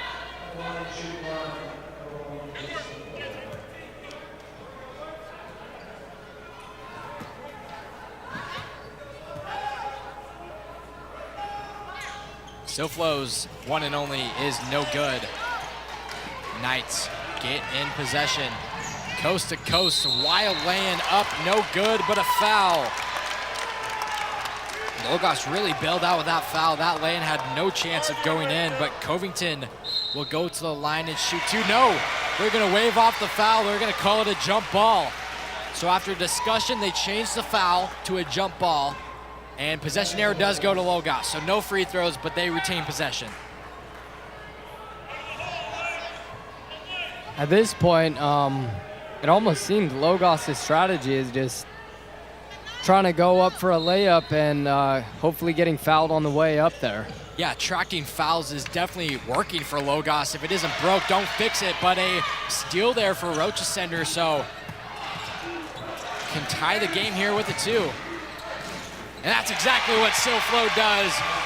Knotted up at 41, just over 3 minutes to go here in the third quarter. Set to be a good one here. Covington gets it back up to Sense. Sense is gonna drive left corner, back at the top of the key to Lopez. Lopez gets it to the right wing. That shot is up, no good, misses everything into the hands of Kirkland. Kirkland looking now, Silflo at the right wing. Silflo drives left, Kirkland inside. Bounce pass, great look inside, back out to the far wing. That shot's up, no good for Silflo. And a defensive rebound for Logos. Gonna slow it down here, no. Right-handed layup up and good. No one even touching Covington. An easy two puts Logos back up. But here's Silflo. Right-handed laying up, no good. And a nice block, a clean block for Logos. Things are really starting to pick up here. Tenses starting to tighten. Sense, left wing now. Maybe taking a little bit of a breather, drives right. Sense back out in the wing. Left wing up, no good, way off. Rebounded by Silflo. Silflo is gonna take possession, slow it down a little bit. Left, drive up and good. Silflo is taking the game in his own hands, ties it up once more. Covington now driving, picks up his dribble, left wing. Looking inside, but great hands by Kirkland with the steal. Ref gets in the way. Ref said he needs help. Head coach of Logos saying call it a jump ball. Lots of stoppage of plays to figure out a call. Let's take another look at this. A great look. I don't know if we can look back at that once more. But looked, yeah, so it looked like it was last touched by the ref. Let's go back a little bit, and looks like it was last touched by a referee. Yeah, it really battled in between the two. And I think it was last touched by the ref, so jump ball, I believe, is that right call. Great replay there. Great look to see that it was last touched by the ref. Silflo now, top of the key, Kirkland. Bounce pass to his brother Kirkland. Guarded by Sense. Mismatch here. Mid-range jumper, that's short. Rebounded by number 33, Comas. Comas advances it to Sense, but that is disrupted by Rochesender. It'll stay Logos basketball. What an exciting game, a great way to end the triple header. It's gonna be a great fourth quarter. It feels like we're in the fourth quarter, but it's just the third. It does. Really feels like Covington versus Silflo here in this third quarter, just a battle between them on both sides of the court. And Kirkland getting quite a bit of steals. Look at that Euro step, but they're gonna call him a travel. So don't know if he wasn't in the key at that moment, took two steps, one of them might have been outside the key. And it will be Logos basketball under a minute to go here in this third. Right wing now. Driving up, no good, an offensive foul, and I believe that is Daniels' 5th foul. That is 5 fouls on Daniels, he's done. Take another look at this replay brought to you by the Diamond Shop. Absolutely an offensive foul. Kimberling setting his feet and taking that one for the Tigers. 43-43, it really feels like this game has been stagnant offensively. Such a good defensive battle between these two teams. Kirkland now, driving right. Strong defensive chant from Logos. Rochesender, left wing, Silflo for 3, no good. Kirkland is gonna take it.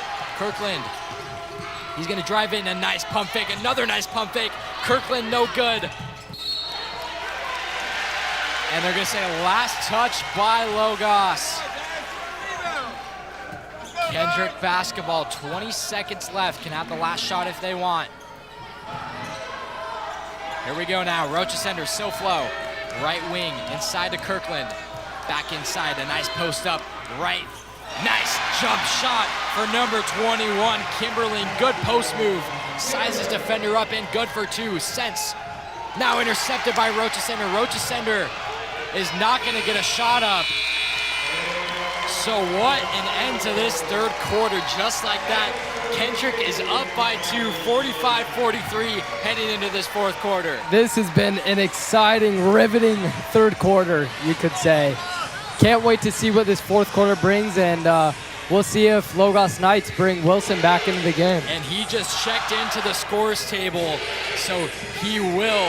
And we got the Kendrick Tigers chant, led by the man himself. Don't Give know me his a name, T. but Give me a it says, T. "Give me a T," the most legendary chant that I've ever seen. And he led that chant for the Kendrick Tigers, getting them pumped up. I don't know how the Tigers could lose after that, I'm gonna be honest. 2-point lead for Kendrick, and 27 seconds remain. And this fourth quarter brought to you by Forge Construction. At Forge Construction, we don't just build homes, we deliver high-quality elite homes with a culture of hard work, leadership, and teamwork. Founded by Brad Covington, a firefighter with carpentry and excavation experience, we prioritize efficiency and accountability in every project. Just like in sports, teamwork and trust are key. From laborers to designers, we operate as one unit. Visit forgeconstruction.work. That's correct, .work. And as you see, number 15 of Logos, Wilson, is back in this ball game. Wilson now driving right. Euro step, a wide up corner three is good for number 5, Nate Monure. Big three by Monure there. Absolutely. Roach sender now. Kirkland. Back to Kirkland. Silflo at the far wing. 1-point lead for Logos Knights. Bounce pass inside to Kirkland. No good. Roach sender looking inside. Didn't find anything inside the paint. Kirkland back out. Roach sender thought about the three. Decides to drive left. They're gonna say last touch by Logos, but Kendrick Tigers only have 6 seconds left on the shot clock. Kimberling really getting stopped inside the paint. Nice bounce pass inside to Kirkland, but that is rejected by Monure. Kirkland with the last second bucket is up and good. Kendrick Tigers up by 1. Wilson now. Guarded by Kirkland. Now Silflo in the corner, 4-3, Monure, bang! Back-to-back threes for Monure in the corner. Logos up by 2. Kirkland now drives left. Left-handed laying up, no good. Rebounded by number 33, Comas. Wilson will advance to Monure. Back up for 2A, beautiful pass inside the paint for Covington. Logos with all the momentum here. So now here's Kirkland, guarded by Monure. Timeout called by the Kendrick Tigers. Logos Knights are pumped up here. Logos chemistry is just on fire right now. Hopefully this remaining 6 minutes will be more of the same. Clinch this lead and win the game. This timeout brought to you by Story Family Medicine. Story Family Medicine is a direct primary care clinic located in Moscow, Idaho, serving the Palouse. Founded by Dr. Rod Story, a broad and certified family physician with 15 years of diverse medical experience, including emergency room, hospital, hospice, and nursing home care. The clinic emphasizes on personalized and accessible health care. What a game it is, and it is just the start of this fourth quarter. So much more basketball to be played. So far, Logos has the momentum, but that can change in a moment. This Kendrick offense came to play. Still anyone's game right now. As you see, Logos Faithful is pumped up. They are making it loud here at Bengal Court. So now here we go, starting with Kirkland, hands it over to Rochesender. Back over to Kimberling. Inside to Kirkland, that's good. Tigers right back into this ball game, cut the lead to 2 for Logos. Wilson guarded by Silflo now. Weaves through defenders, a corner 3 is up. No good, this crowd would have popped if that would have went in. Rebounded by Silflo. Silflo with a full head of steam looking up. Nice pass into Kimberling, waiting, and no good. Fighting for an offensive rebound, ends in the hands of Silflo. Kirkland for 3. No good, another offensive rebound by Silflo. that shot is no good. Fadeaway jumper, missed everything. Silflo showing his frustration. Lots of opportunities for the Tigers to score, but it's just coming up empty-handed on all of them. Last ball touched by the Tigers. Knights with the ball. So here comes Wilson. His team up by 2 after not playing in the third quarter.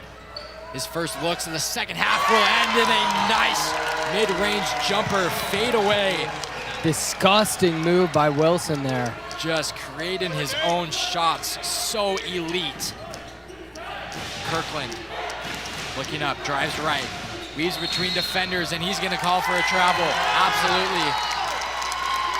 No question about it. So 4-point lead for Logos, 5:10 to go here. If you're Logos, just keep it into the hands of Wilson. He has been so good tonight. Yep. Wilson, king of the mid-range jumper at this point. Just a pull-up jumper, you can't guard that. It is insane how consistent he is from the mid-range. Silflo now, co-op. Nice little pump fake, corner 3, no for Kirkland. A nice spin move, drives up, no good, but a foul. A much needed trip to the line for Kirkland. And that foul is on number 5 of Logos, Nate Manure, his 4th personal. 6-point lead for Logos. Could cut it to 4. First one is good.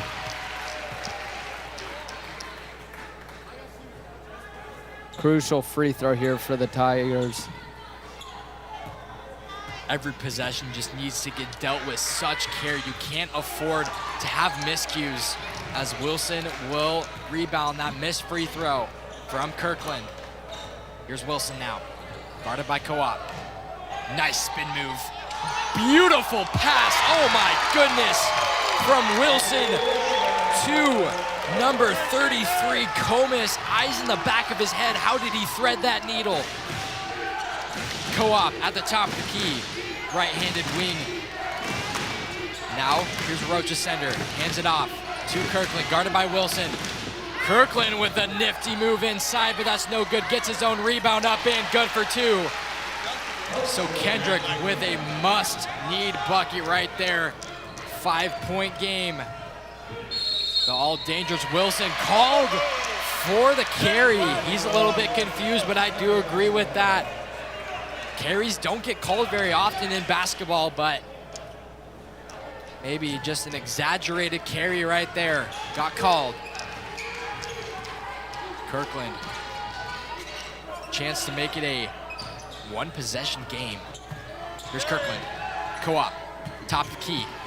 Left wing to Rochesender. Looking inside. Beautiful pass to Kirkland. My goodness, these Tigers can get a comeback at any point in the game. In a stolen basketball, and it will get back into the hands of the Knights. No foul, just a tipped pass.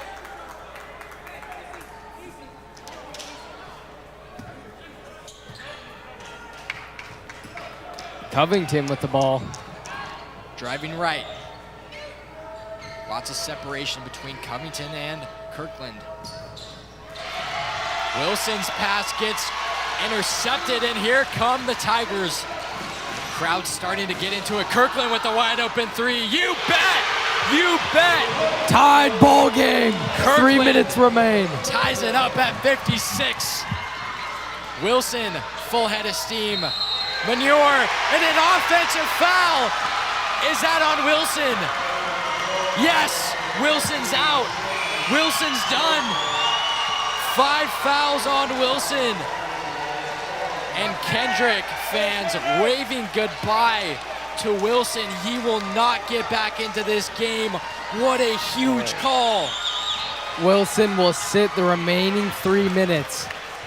Logos coach having a talk with the ref right now. My goodness, what a big time call. Wilson fouled out. Daniels now checking in. Lopez now checking in for the Logos Knights. Even a thing as simple as Wilson getting out of this game puts so much momentum on the Tigers side. Kirkland, after tying the game up, finds Rochasender. Left-handed laying up and good. So here come the Tigers, up by 2. Lopez now on the left wing. Manure. Manure's gonna drive right, back out. Far right corner. Covington back in the right wing. Manure for 3. No. Off defensive rebound for Silflo. And now the Tigers offense is starting to roll, up by 2. Here's Kirkland, Silflo in the far wing. Back to Kirkland, guarded by Manure with 4 fouls, mind you. Left-handed laying up, no good, gets his own board, count it, and 1! Kirkland taking the game in his hands, the freshman. Excuse me, the sophomore, but let's take another look at this. Foul and 1. So Logos will take a timeout right now. Rethink their strategy for this remaining 2 minutes. Yeah, I mean, hold on, we're just gonna have to soak in this.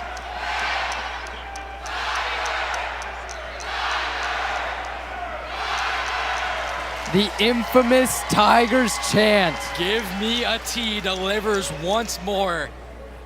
What a legend, what a Kendrick legend. What a Kendrick legend. Love that shot. I need to get me a give me a T to support we might the need to Kendrick go, Tigers after this win. Maybe Yeah, after this win. After this win, he might be in good enough a mood. We can go ask him. My goodness. It had to be a custom-made shirt. Yeah, it has to. Little cricket home press type t-shirt, you know? Maybe. I know I get my custom shirts from Vistaprint, but I don't know. We'll ask him after the game here. But big free throw for Kirkland after that foul, and with the made bucket, a chance to convert a 3-point play, make it a 5-point game, no matter what, be a 2-possession game. 2:13 to go here in the 4th quarter. Able to sink it. So converts the and 1. And here comes Covington. Hopefully Logos can rely on Manure and get some threes going here. But this Logos offense is at a standstill right now without Wilson, and another turnover for the Logos Knights. Not looking too bright for the Knights. We'll see if they can get a stop here on defense. So here's Kirkland, co-op, and that's a travel. One after another, travel after travel. Both sides of the court, Logos with the ball. And if you're the Tigers, you want to waste time. You want to pass the ball around, but that is intercepted, so maybe slow it down a little bit if you're Kirkland. No need to rush on offense. Here's Kirkland now. Corner. Looking, doesn't find much here. Kirkland with a nice bounce pass into Silflo. Silflo with a good post move. Up and good for 2. The Tigers are cooking on offense. Tigers playing real safe here. Logos now really looking sloppy on offense. Not the time to not be locked in. Manure for 3. And a timeout called by the Logos Knights. This timeout brought to you by Boyer Gravel.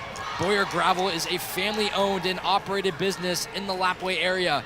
For 47 years, we have delivered gravel all over the area to the Lewis-Clark Valley and all the surrounding communities.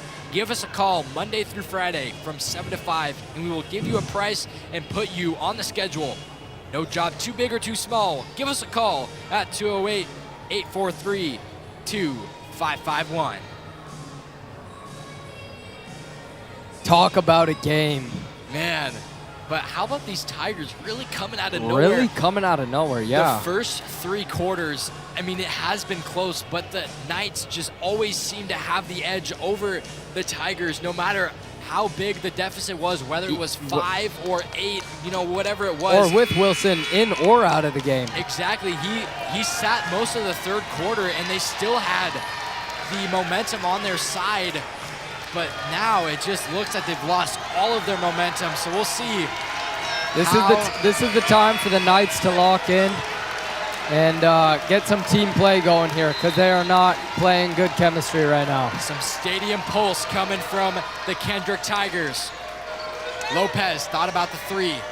Decides to give it away. Covington for three. Yes! A bank three. Huge for Logos. Baxter Covington, excuse me. But a foul now called on Lopez.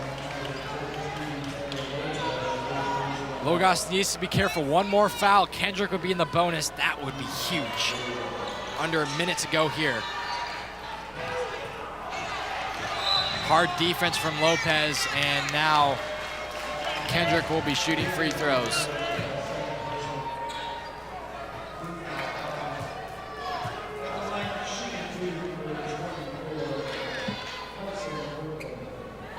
Kirkland will shoot 2. 52 seconds remain. No matter what, it will stay a 2-possession game. Just depends. So now it could be so either 2 twos or 3 and a 2 would put them in the lead. If he makes this, it would have to be a 3 and a 2. That'll have to be a 3 and a 2. A must 3 opportunity, either this possession or next, to tie it. And a foul there, called by Silflo. So 3 free throws coming for Manure. That is not the place that you want to foul.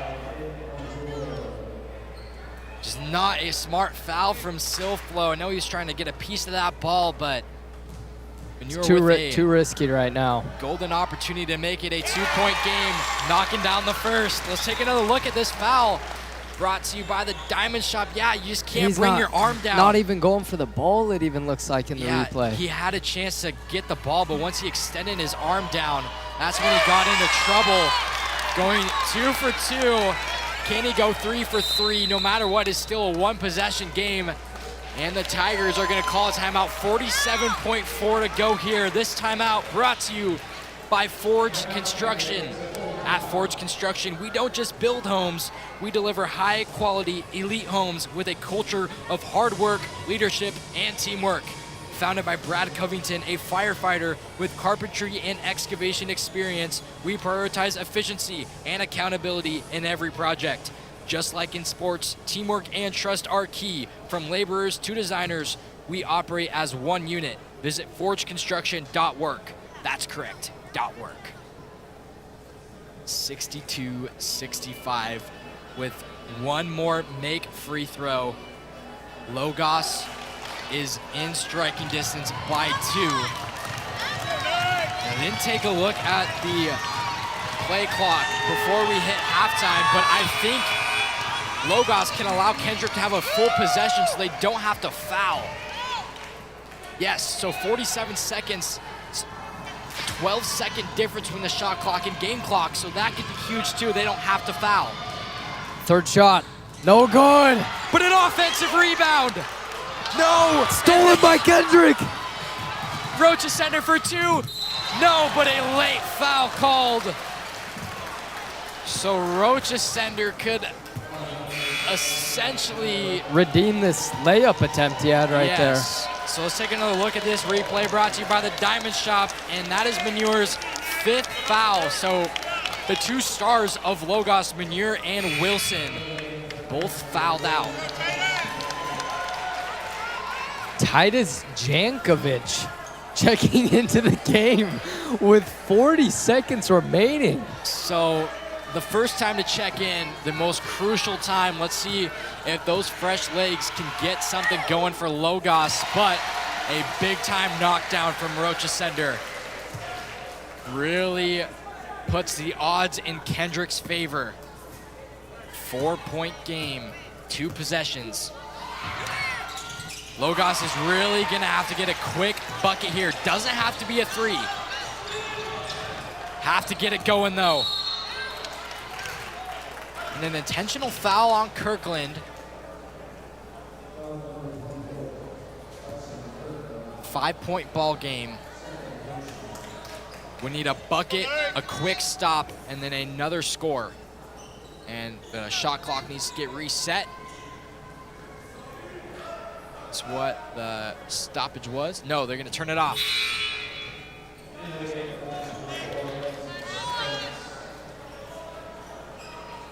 So we'll see. I would assuming it would go into Covington's hands for the 3, but we'll see.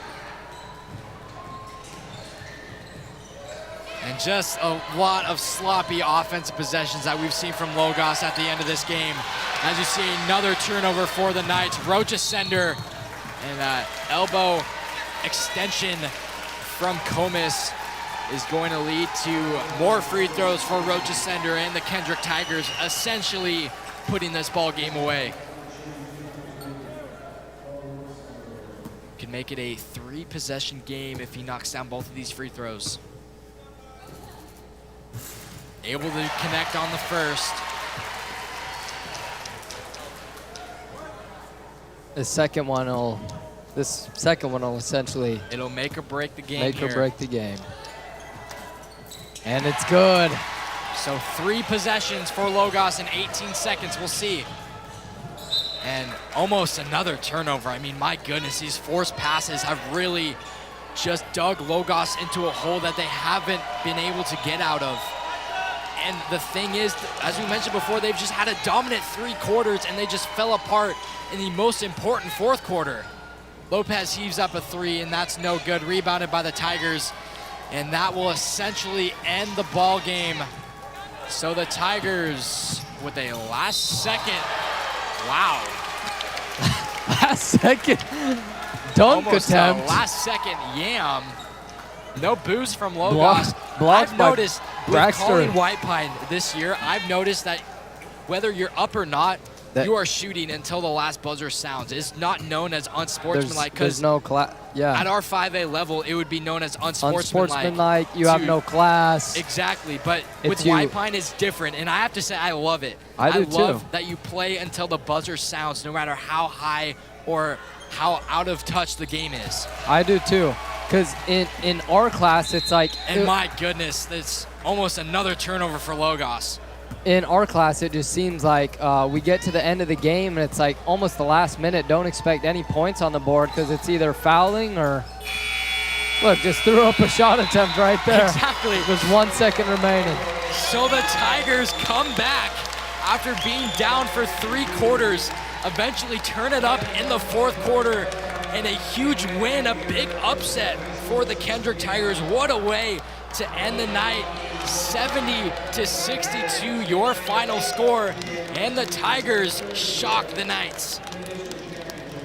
Wow. Wow. What a game.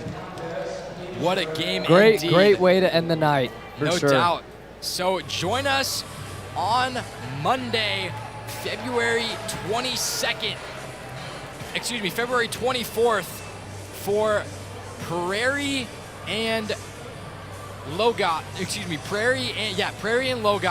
for game 9, Potlatch and Lapwai for game 10. All of this action on the Bengal Network brought to you by the Diamond Shop, and a big thank you to our sponsors. We're going to read it again. Story Family Medicine, Boyer Gravel, and Forged Construction. Couldn't be possible without you. After the highlights of this ball game, we are going to send it over to a word from all of our sponsors, and we hope you have a great night. I'm Asher Fife. And I'm Mason Smith. And this is the Bengal Network, brought to you by the Diamond Shop. The Story Family Medicine is really different than your usual practice. It's a direct primary care clinic. You might not know what that means, but direct primary care is basically saying, how can we make the care between a doctor and a patient, the relationship, more simple so that it works better. Everything that you do when you see a doctor is really cared for by a single monthly fee. Growth means that we can be healthier all over. Healthier as in keeping the right number of patients for the right doctor. Really never getting so big that you can't know your doctor and your doctor can't know you. We want to be different.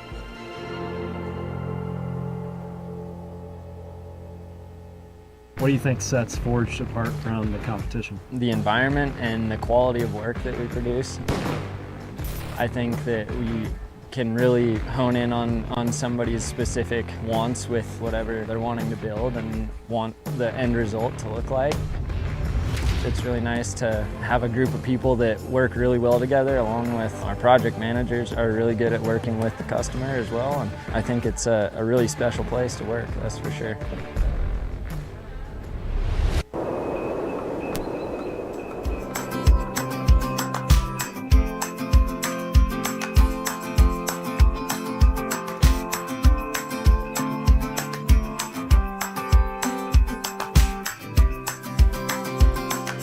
I can't wait to go home.